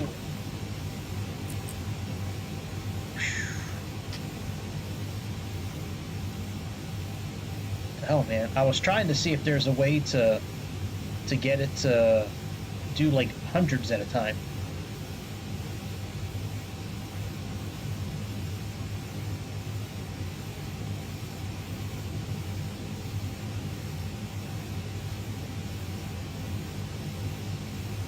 Well, let's click profile. And it'll descend when it needs to.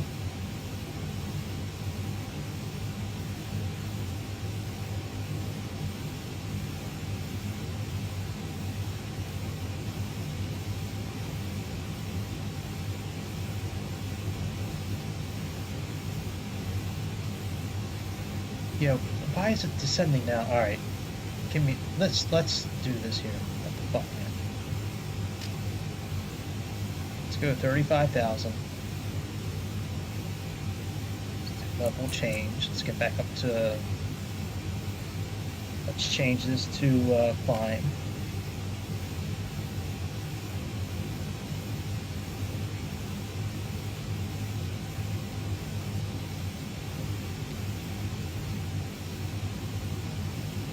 We can put it back in auto mode when we get up to 35,000 feet again. So there should be a way to make this go into the hundreds, but I don't know. I guess I'll have to read about it. I thought, like, usually when I use the joystick and I click on it, usually I can push like X, and that will like push the button in or pull it out to allow you to change the dynamic of what you're doing. But for some reason, when I had the button like this and I clicked X, it put us in level change. It's very strange. All right, so we're there. We can now click, we can put it on auto, I guess. So now we're on cruise.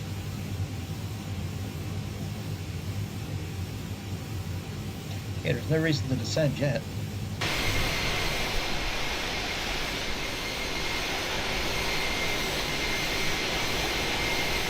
Man, things look so good with Series X.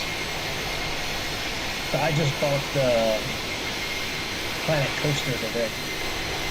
I have it on the PS4. I played the shit out of Planet Coaster on the PS4. I've sank tons of hours into it. But they had it on sale today.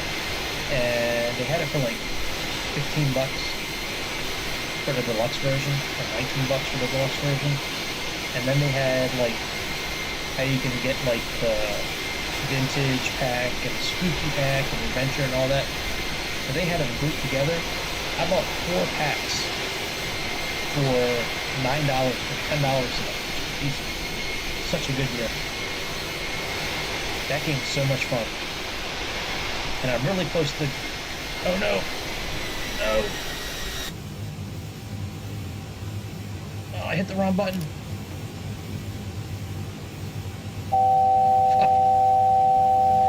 I thought I was in the drone camera.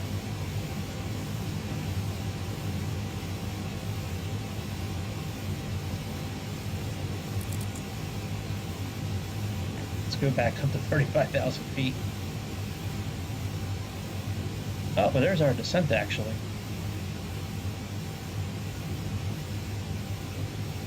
Never mind, let's just hold here.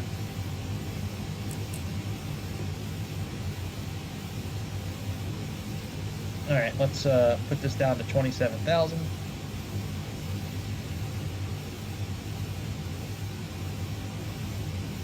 I mean, we're still like close to 40 miles away from descent, but let's just...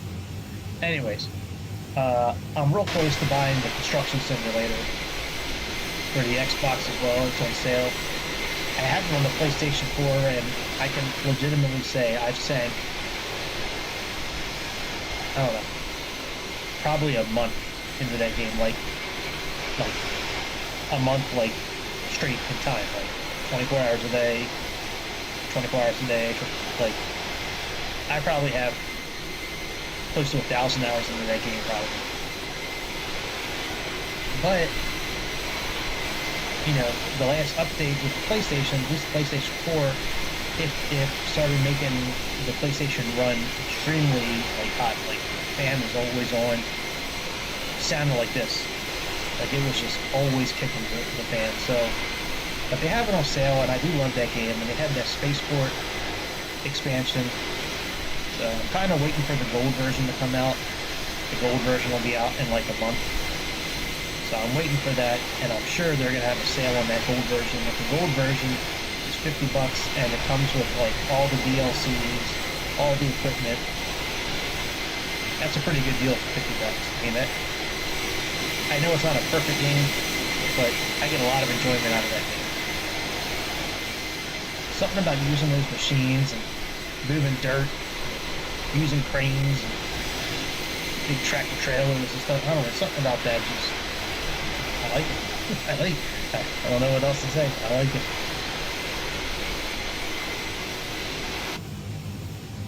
Alright, let me see if this button combo does the spoilers, because Alright, alternate L. Hey, look at that. Well, it's supposed to arm him, but it pulls it up, but it doesn't actually arm him. Okay. Whatever. Maybe it'll do it when we're descending. I mean, if not, I can arm it myself, but I did a key binding thing so I could do that, but it doesn't seem to keep it in the locked position.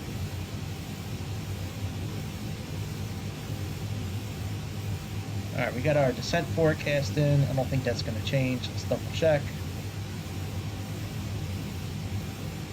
Nope, that's all the same.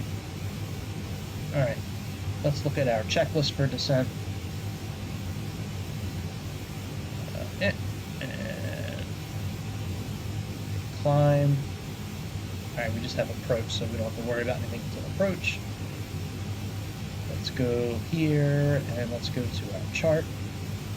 And let's click on our arrival chart. So here we are here.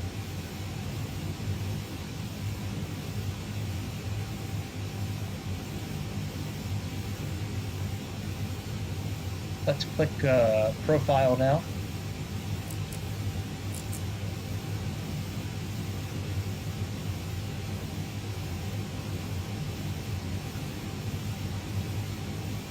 And while that is doing its thing, let's go ahead and plug in our decision height and our course and all that. Okay, so our decision height is 200 feet. Plug that in first. So we got decision height. Let's put that at 200.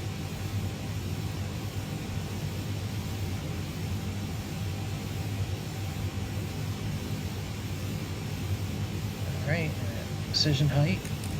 Let's do 200 feet.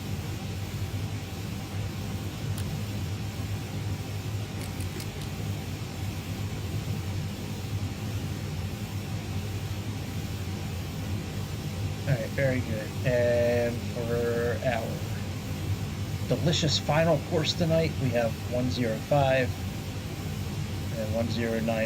So let's do that here.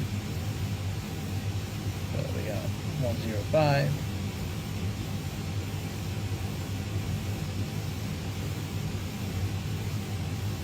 And 109.7.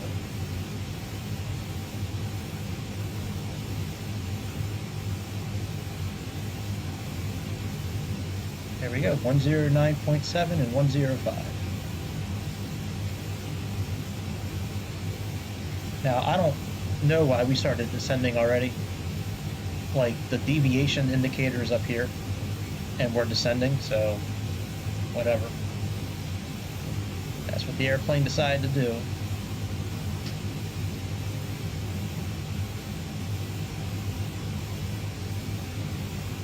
Yeah, I mean, we're 2,700 feet difference from where we should be.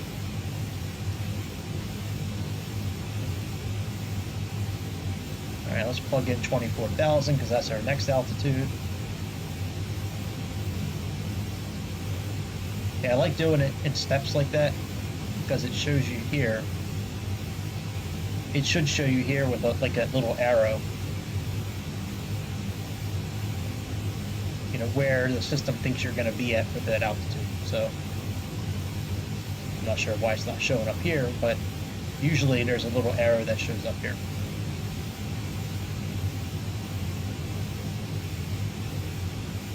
All right, let's go back to our arrival page.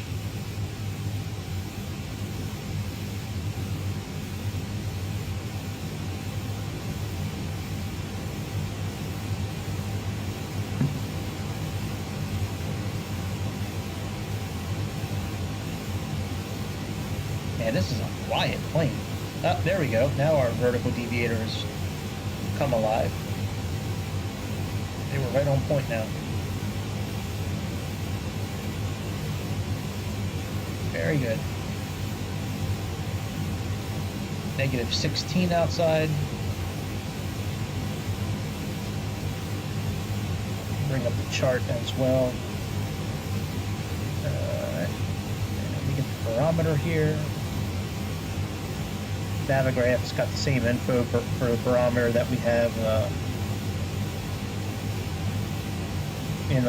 on the system here. You know, when we were checking it on the tablet, it's the exact same info. It was updated 25 minutes ago.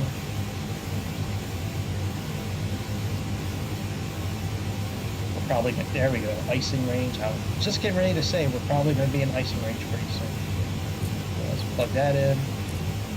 Let's turn on our seatbelt signs.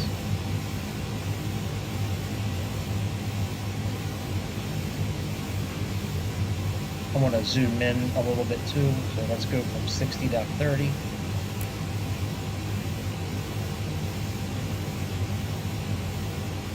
Looks like we're a little too high.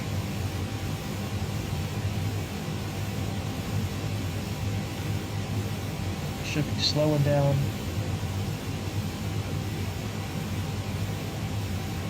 Spoilers on number pad.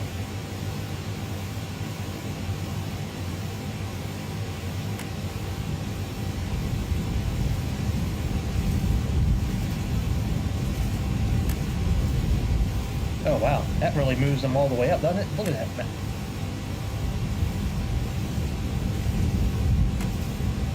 Wow.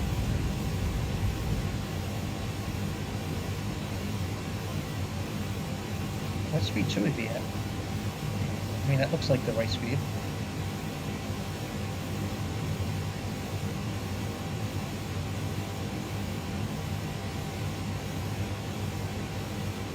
Let me look at the controls real quick for the spoilers. Give me a second.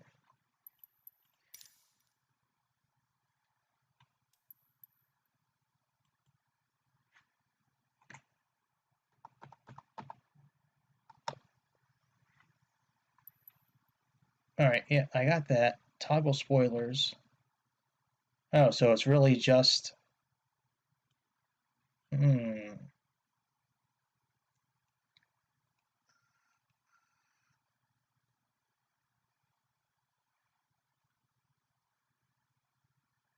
Oh, this is what I wanted here. Let's get rid of this.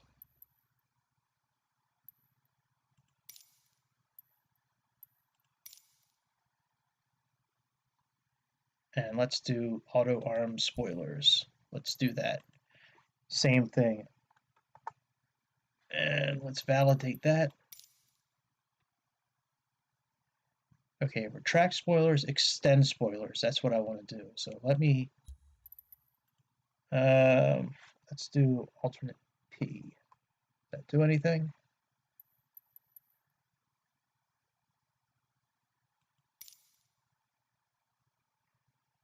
All right, and retract spoilers. Let's do alternate O.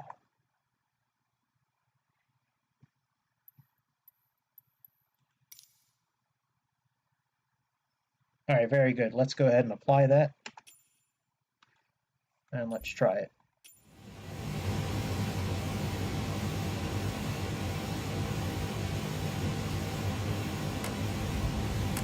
Nope, no. It just goes all the way front and back again. All right, let me cancel that out. That's so stupid. All right. I like to be able just to pull it up a little bit, but I know I can use the mouse for that, but I like to be able to push a button and like have it.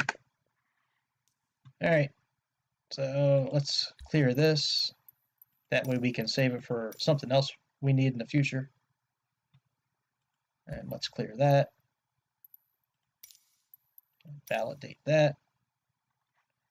Let's hit F11 to save, and let's go back. All right, whatever. All right, let's put this down to 22,000. So that's next on our list. Okay, 22,000 at cash.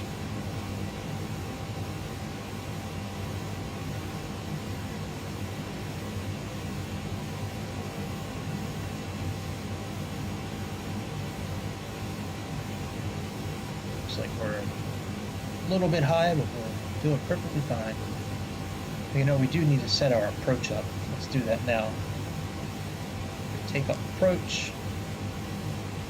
Wind correction, we're going to do, let's say 5 for wind correction. And we have 200 for our decision height.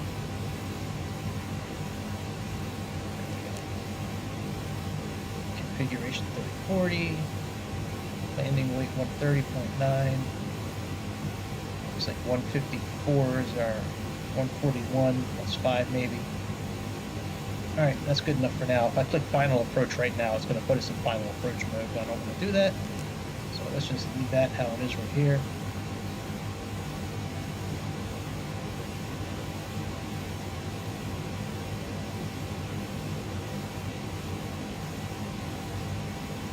Alright, let's put this down to 20,000 because that's our next waypoint that I see here. See, since we have constraints turned on, it tells us if I was to click constraints and turn it off, then these magenta bits of information would go away.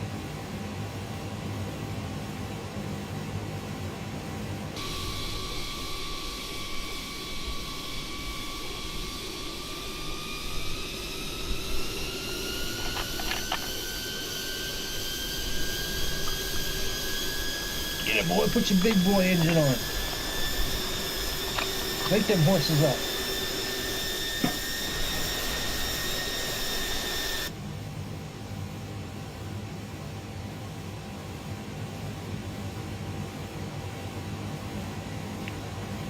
Alright, and then after that, we need to be at 19,000.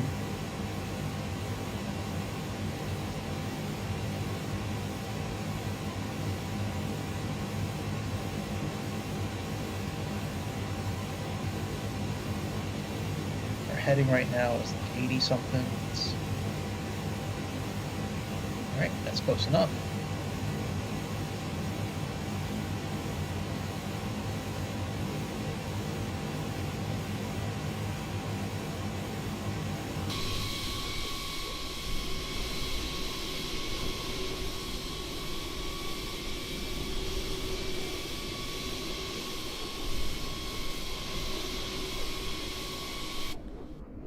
Jesus.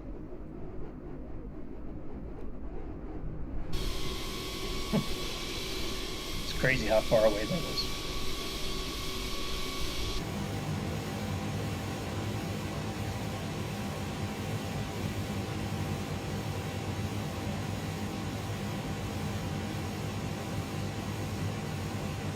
So Dickney, we need to be at 19,000. Looks like we're going to be right at 19,000 for Dickney. So let's plug in 16,000 at this point. It's on profile anyway, so it should follow the right profile to get us to those values.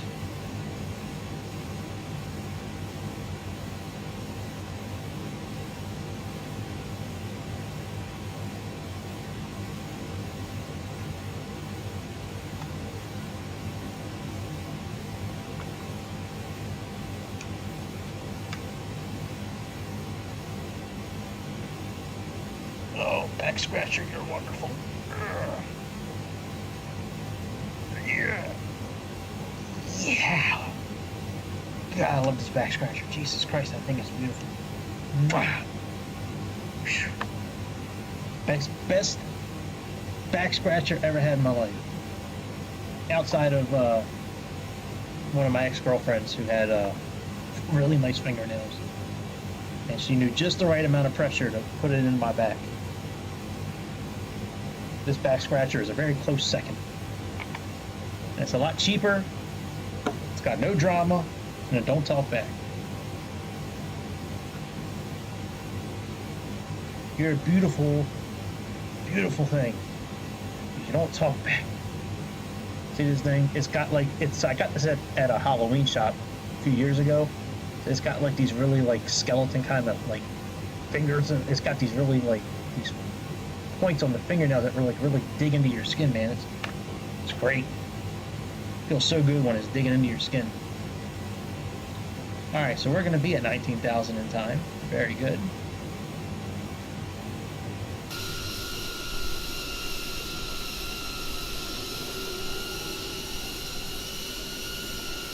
Let's see what part of the world we're at right now. So Dickney is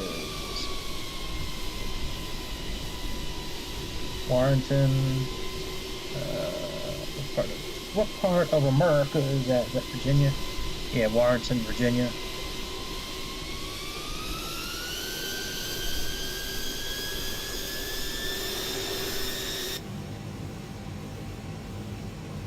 And this thing makes some violent turns. Good lord.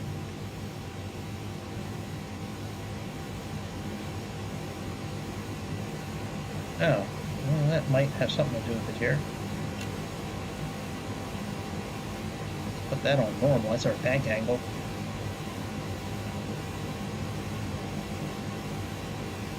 Alright, our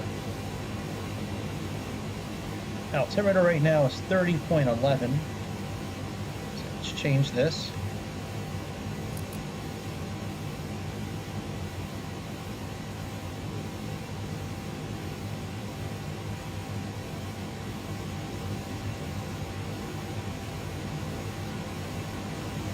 And we're supposed to be at 13,000 feet or above next. So let's do that.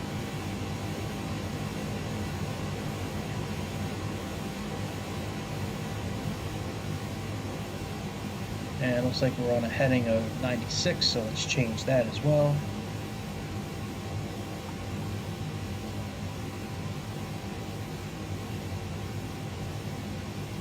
So nice being able to use a keyboard to do that kind of stuff.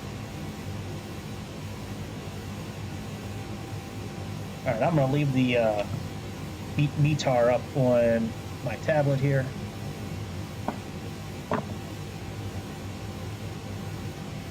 Can't believe Frank's not here tonight, man. He left us.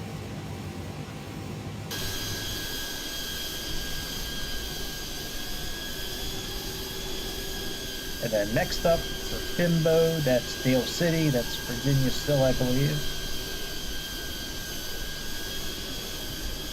Oh yeah, that's definitely Virginia. Yep, Northern Virginia. We're going to be flying around DC. coming close to Annapolis. Yep, I remember many years working in Annapolis and seeing airplanes flying this route on the way to BWI. All day, just airplane after airplane after airplane, just going past us.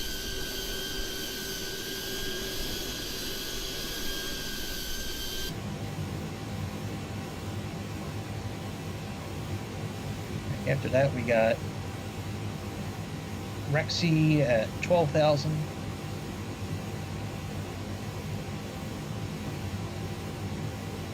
Let's do Rexy, 12,000.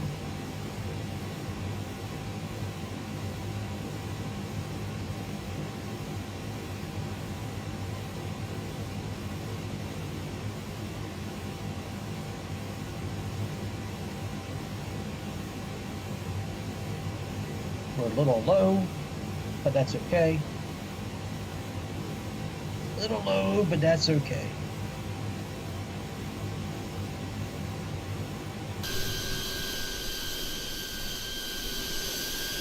We're almost in the home stretch.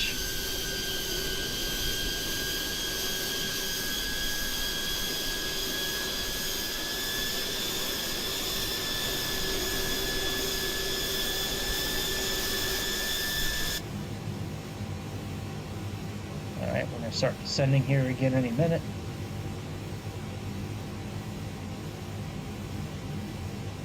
Next waypoint's at or above 13,000 feet. Then Rexy, we're supposed to be right at 12,000. Right underneath Ronald Reagan Airport. Aeroporto. What's up, child?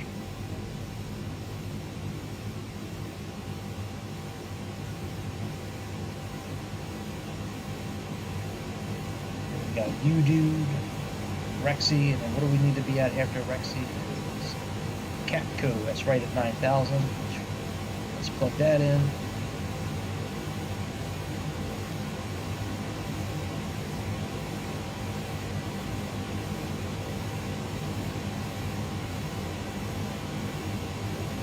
Our METAR is still the same. It hasn't been updated in 40 minutes, so that's fine.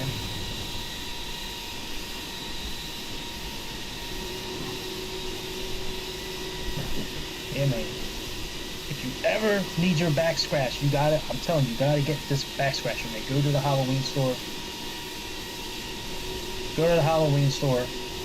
Get yourself one of these things, man, because this thing is so good, when you scratch your back, your tongue's gonna come out your mouth. Like, it's like it kind of makes you stupid for a minute when you're using it. It's awesome. See ya.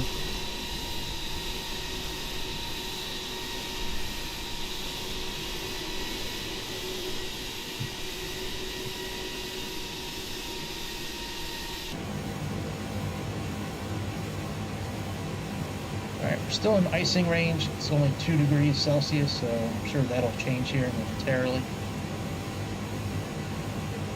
Oh, it is winter time here.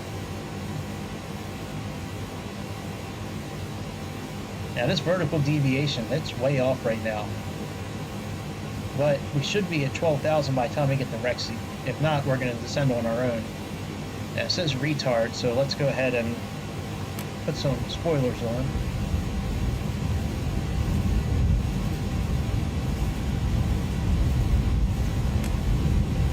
I don't have a gentle way of using the spoilers, by the way. It's like either all on or all off.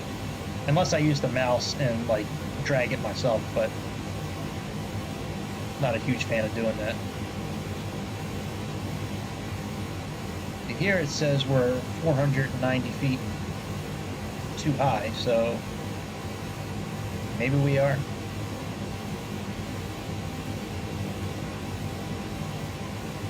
But we're at the right speed. And if we're a little high, it is what it is. Alright, we're out of icing range. Let's go ahead and activate our icing.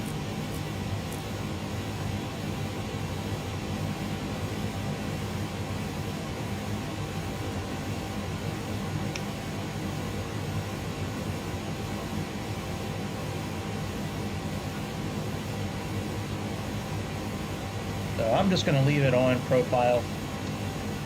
You know, if we get down, you know, to the right altitudes, I mean, we're a little high for Rexy. We're, you know, like 300 feet too high, so that's not too bad. All right, Capco, we're supposed to be at 9,000 feet. Then Raven, we need to be at 6,000. So let's plug in 6,000. That's kind of our bottom altitude for a little while tonight. We're not going to be descending.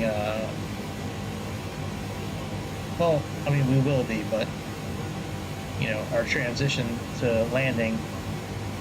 You know, when we first pick up the first initial air fix for landing, which is column for Columbia, which was supposed to be 2,500 feet. We have some time to get there because we still have to go to Navy and then Anchor and then Lowell and then Hun and then come out and make a U-turn and go down. So we have some time to get down to that 2,500 feet.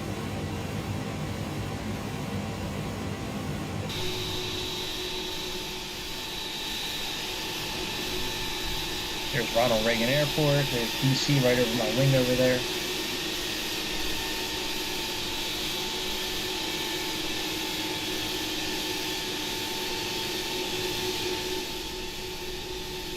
That might be... I don't know if that's an airport or not. I'm thinking that might be Andrews Air Force Base, but that actually might be Andrews. There's the White House helicopter pad. Yep, Joint Base. That's right, Andrews Air Force Base. That's right. I was right. It's a rich area over here, man. This Northern Virginia, man, it's all kinds of money. All kinds of stupid money going on down there.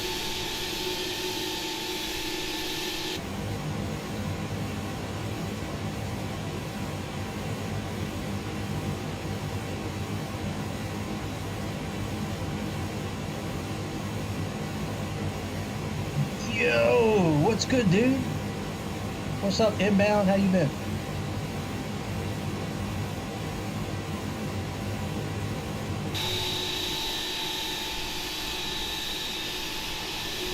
Haven't seen you in a minute, man. Everything been doing good? Been staying out of trouble? Young man, been staying out of trouble?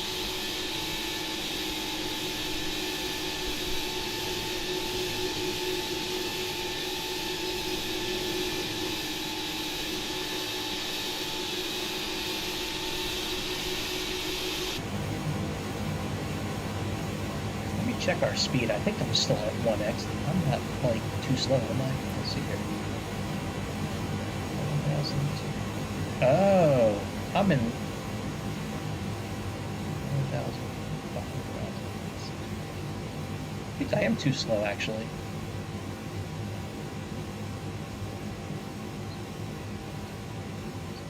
No, I think I'm okay.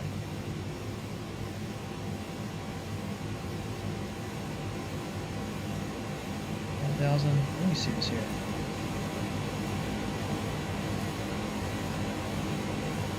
I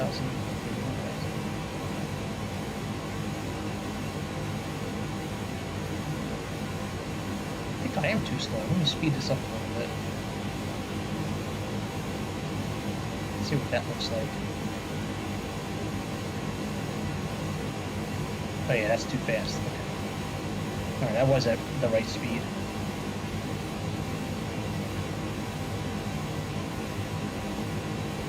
That's good, man. Want no trouble from Daddy YouTube, man. They put the quick penalties on you. Alright.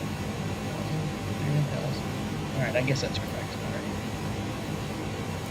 Like I said, there's no way to really know what speed you're in when you do the speed increase in these airplanes, unless you're doing that PMDG 737. Where you like choose what speed it is. Like here, like if you click up a couple of times and you forget like how many times you did it, the only way to figure out if you're at regular speed again is to look at the clock and look at the seconds. Alright, so this is beautiful Southern Maryland, Deal, Maryland. That's a beautiful area. Been there quite a few times in my life.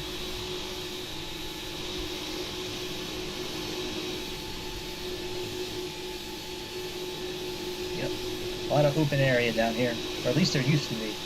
It's getting smaller and smaller now that more and more people are moving to the area, but still a nice area.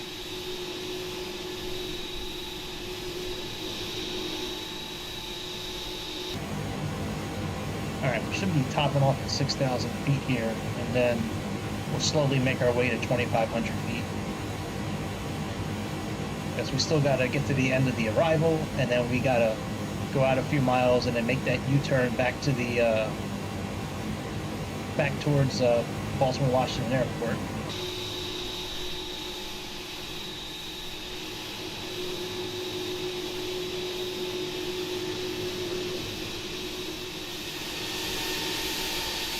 So once when we get to the end of the arrival, we're going to go into heading mode and then make that big U-turn ourselves. For now, we can just leave it in autopilot mode. Shady side, yes sir. Of a beautiful part of Maryland. Lee, Maryland. We should be pulling up on Annapolis here pretty soon. I worked in Annapolis for almost 20 years. Seen thousands of airplanes going towards Baltimore Washington International Airport, working in Annapolis. We would fly right over the dealership I was the manager at. And when I was doing insurance down there years ago, they'd fly right over the building. I'd hear them all day, going over the building. They were still like, 3,000, 4,000 feet in the air, but still, man, those engines are loud, man. You can hear them things from far away. I mean, shit, you can hear the engines when their airplane's 30,000 feet in the air. You can hear it on the ground. Mayo, it's not just a condiment, it's an actual city. Another city, nice city in Maryland.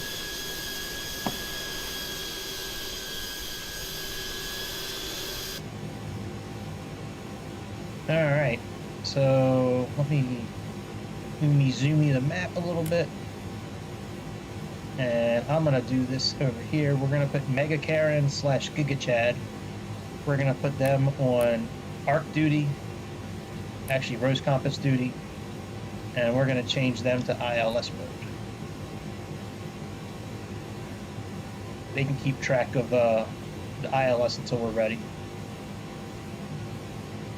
For our landing, let's set our brakes up. Max. Let's pull up our approach checklist. We don't really need it, but it's here, so let's look at it. So signs set, briefing's been done, heat cam status is good, altimeters are both set, ignition continuous relight.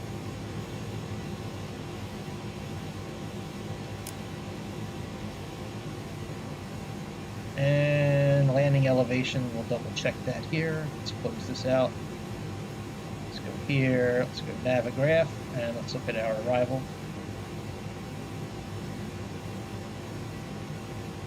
Oh yeah, man, absolutely. I'll check it out, man. I'll keep an eye on your channel and see when it's live for sure. CRJ is a cool plane, dude. Okay. That'd be fun, man. I'll check it out.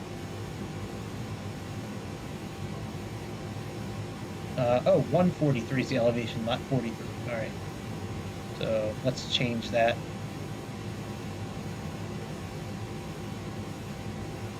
Alright, let's come over here and change this here. So right now it's at 50, now it's at 100, this is like 150. Yeah, man, I'll check it out. I got you. Alright, let's start making our way down to 2,500 feet. And let's do level change.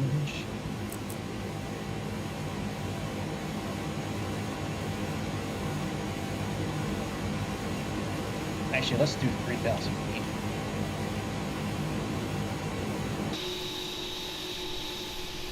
There There's our airport, Crofton. Let's go ahead and put our landing lights on. Got our logo light, landing lights. And I might as well put this light on too. Why not? Put all the lights on. Why not? Tell everybody we're here. Let's look at our landing checklist. Landing gear, auto brake, anti-skid, spoilers, arms, slats and flaps. Alright, very good. Got all that. Let's go here, back to our map. Pressure is still 30.11. And we're actually going to go into heading mode now. So what are we heading right now? What's our heading? 311. Let's put this on 311.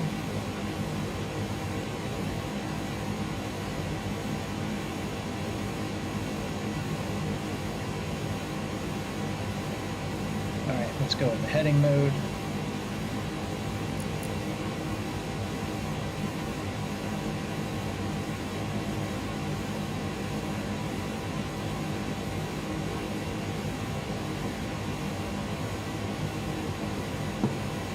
And now, even though we're going to do an ILS landing, it's all programmed. I'm keeping an eye on Mega Karen Giga Chad side. I live in Maryland. Not too far from the airport we're landing at today.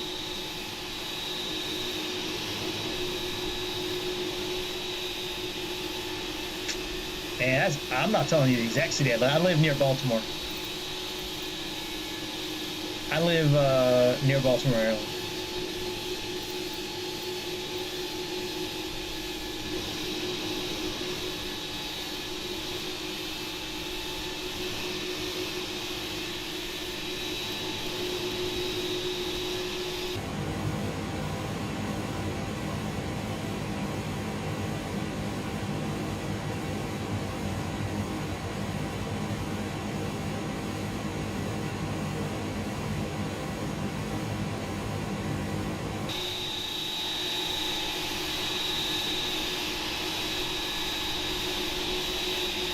That's cool, man.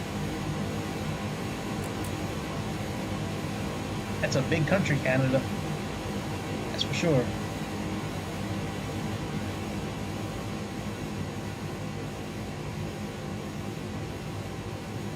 How's life up there in Canada? Do you like living up there in Canada?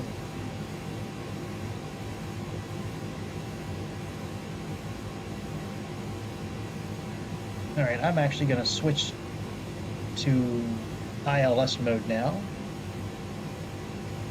So let's push this down here. And we're about even with the glide scope, that's fine. But I want to go out a few miles, and then we got to make this U-turn here. So that's what we're going to do. We're going to go out just a few miles past the column, and then make that turn around. Make that end around. Come in for that touchdown.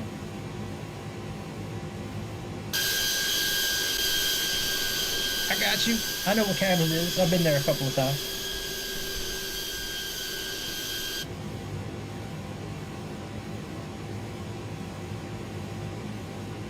Alright, let's put this down to about, I don't know, 210.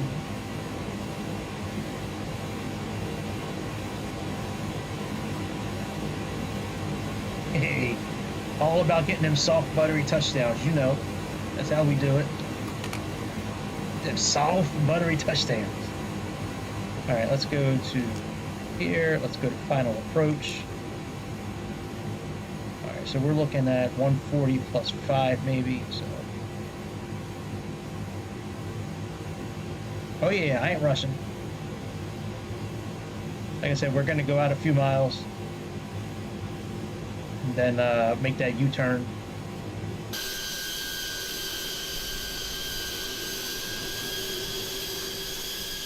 Like the plane did in real life, it went out towards Skaggsville and then made a U-turn. Skaggsville's coming up in a few miles.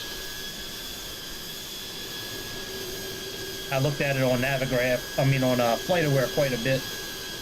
because most planes don't usually land on this runway. This is usually the runway for takeoffs, but for some reason it landed here, so that's what we're doing today.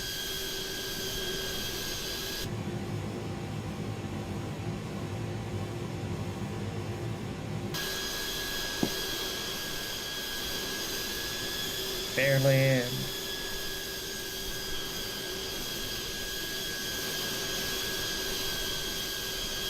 Spencerville. I don't know if they'll have a sign for Skaggsville, but it's coming up where we're going to make a U-turn. This is a rich part of Maryland right here, man. There's a lot of money out in this area.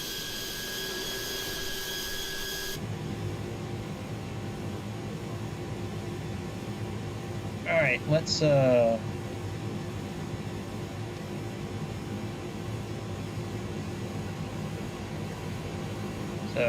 I want to arm the localizer, and now let's start turning.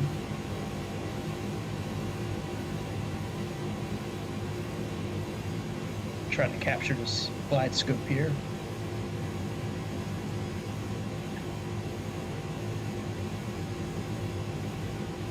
Using my keyboard now for controlling the plane.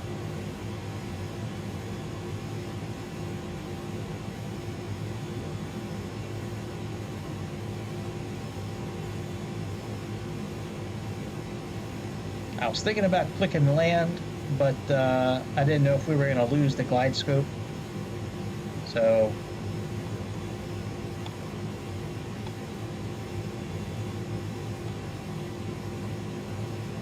I figured it was safer to just put it in VOR mode, you know, localizer mode right now, and then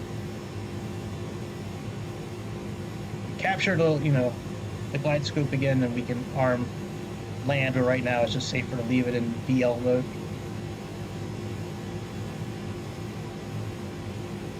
Man, this yoke is messing me up. Let me get rid of this yoke.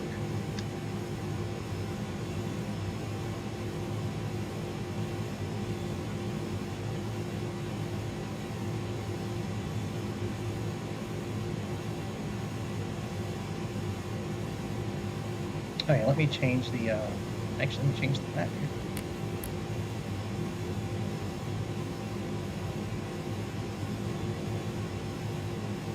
And once that magenta line starts coming in, then we'll start turning. It's okay right now, we're at like a 45-degree angle, which is okay.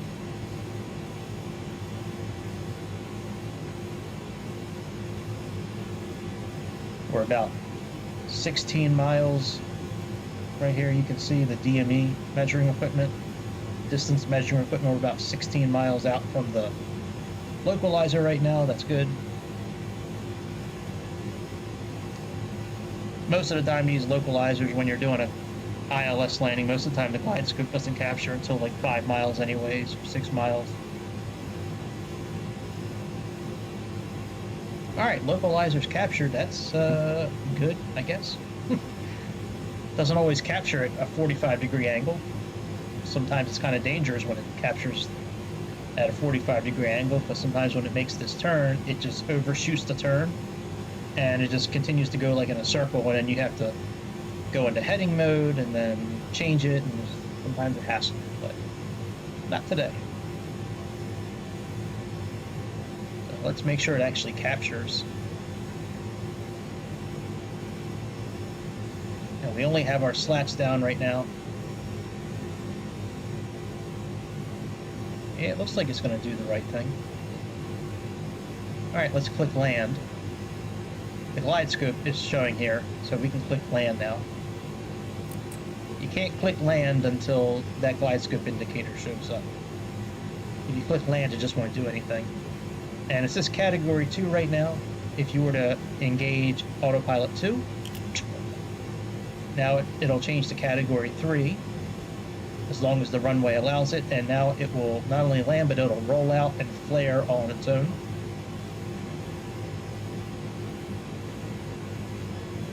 You can see our thrust system here is in go around mode. That's good. 14 miles out, so let's start slowing down again.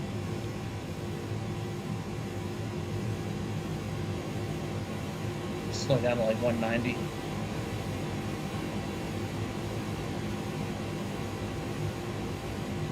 And let's put, now let's actually engage some flaps.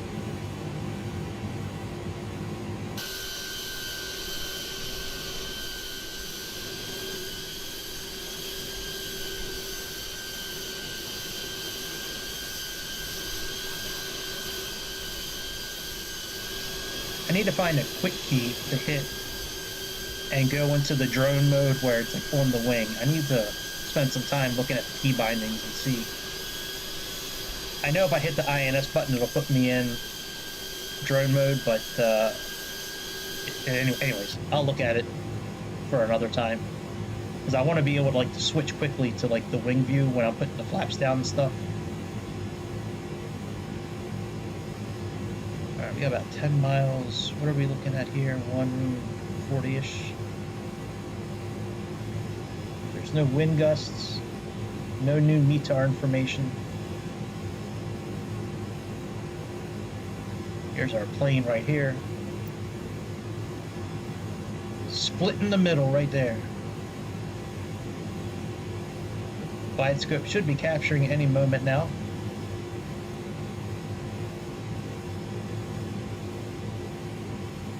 And when it captures, we're going to put the landing gear down. That'll help keep us slow as we're descending. Alright, captured. Let's put the landing gear down. Slow down to... And I need to find what the throttle is too, like the speed indicator. What kind of buttons I can... What buttons are already for that? Like I gotta do some looking into a keyboard. I just got the keyboard like a few days ago, so I'm still kind of learning how to play with it. Alright, let's go. Next set of flaps.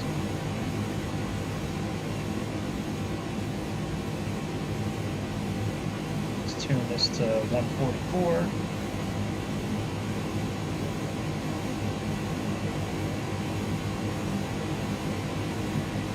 That's the approach speed +5. We don't really need to do the +5 because we don't have any wind gusts, but I'm going to leave it there for now. Put our final flaps down. And now we Gucci, as my daughter says, we Gucci.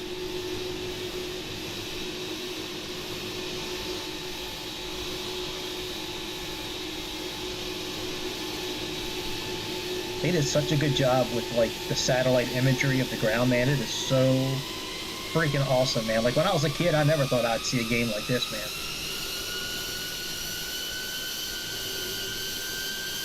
Yeah, I guess I should arm the spoilers too. I did bind a button for that, but it's not working. It sticks this up in the air. Look, let me put this back down. Like I'll try to do it again. Let's see here. Alternate out. Oh, hey, it does it now. Alright, it didn't do it before. I guess we were going too fast for it before. It does it now.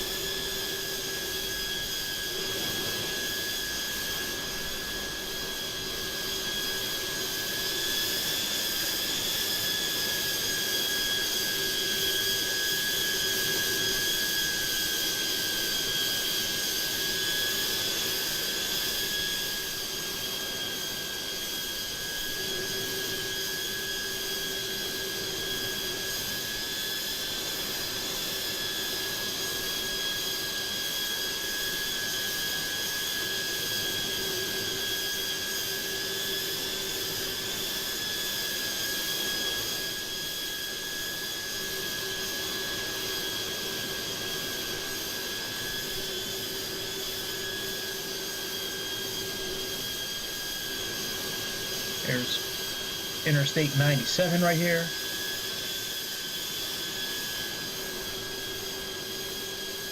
That goes like east to west from Anne Arundel County all the way out to Howard County.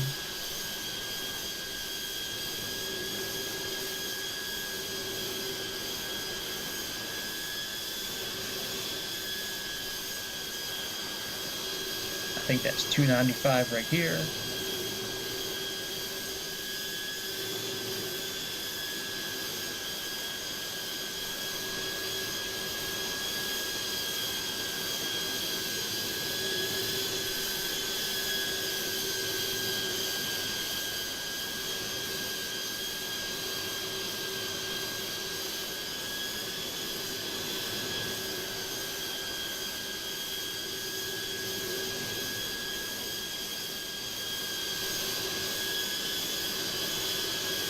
I'm looking into getting thrustmasters and a yoke and all that stuff, so pretty soon I'm gonna have a whole new setup here, and I'm getting a new mic. I'm getting an actual microphone because I don't have a microphone right now, and an actual camera system. So I'm looking at making this a bit better here very shortly. Like I should have the camera and the microphone this week.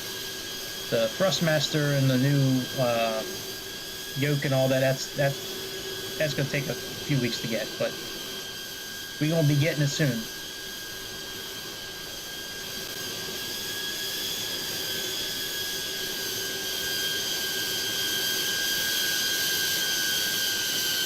I know I should be landing the plane myself, but I love looking at the outside of the airplane. And since there's no rewind feature, I don't really have a choice.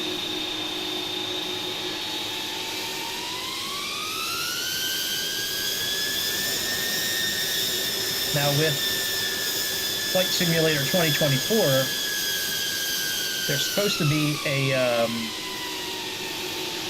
system, there's supposed to be a rewind feature with Microsoft 2024.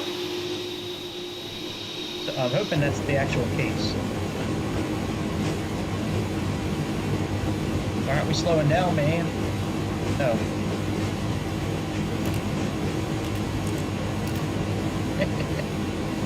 Turn off the autopilot. Well, if we would have been in the airplane, that wouldn't have happened. But anyways, we made it down safely. But yeah, I'd be into plane landing it myself if there was a way to rewind and watch it again. But I just love looking at the outside of the plane as it's landing, man. It's so fucking cool. I'm a big airplane nerd. So even if I had a thrustmaster right now, I'd still be landing it that way. If I have the option of letting the plane land on its own, I'm always going to do it. Especially when there's no rewind feature. There's no rewind feature. Like Aerofly's got a great rewind feature. X-Plane's okay, but Aerofly's got a great one. So hopefully with 2024, when that comes out in a month or so, I think it's coming out on Xbox first, but hopefully when that comes out, it'll have a rewind feature where you can actually rewind a little bit of the flight, because I would love to be able to like watch some of this stuff over again from the outside of the airplane. So I think that's about it. Usually I don't stream on YouTube on Friday nights, but I will be back tomorrow night with a new plane and a new video. Well, obviously it's a new video if I'll be there, but I'll be there and it'll be a new video. So it's a secret what plane. I'm not really sure what I'm buying yet. There's a couple of planes I have my eye on. So I will be making that decision tomorrow and then buying it tomorrow and flying it for the first time live tomorrow night. I'll be back at 8 o'clock Eastern time tomorrow night. And, before you leave, hit subscribe, hit like. It might not mean a lot to you, but it means a lot to me. And it's all about me, right? No, I'm just kidding. But seriously, nobody will know that you do it. Just go ahead and do it. Click subscribe, click like. That's it. I'm done begging for the night. No more grifting. But I sure hope that you enjoyed the video. And I will see y'all tomorrow night, 8 o'clock, over the beautiful skies of Mother Earth, flying a new plane on a new mission. New mission of getting soft, buttery landings. That's our mission for tomorrow night. And that's about it, my friends. I will see y'all. Be good. Have a good Friday or a good Friday night, whatever time of day it is where you live in. I hope it's a good day. And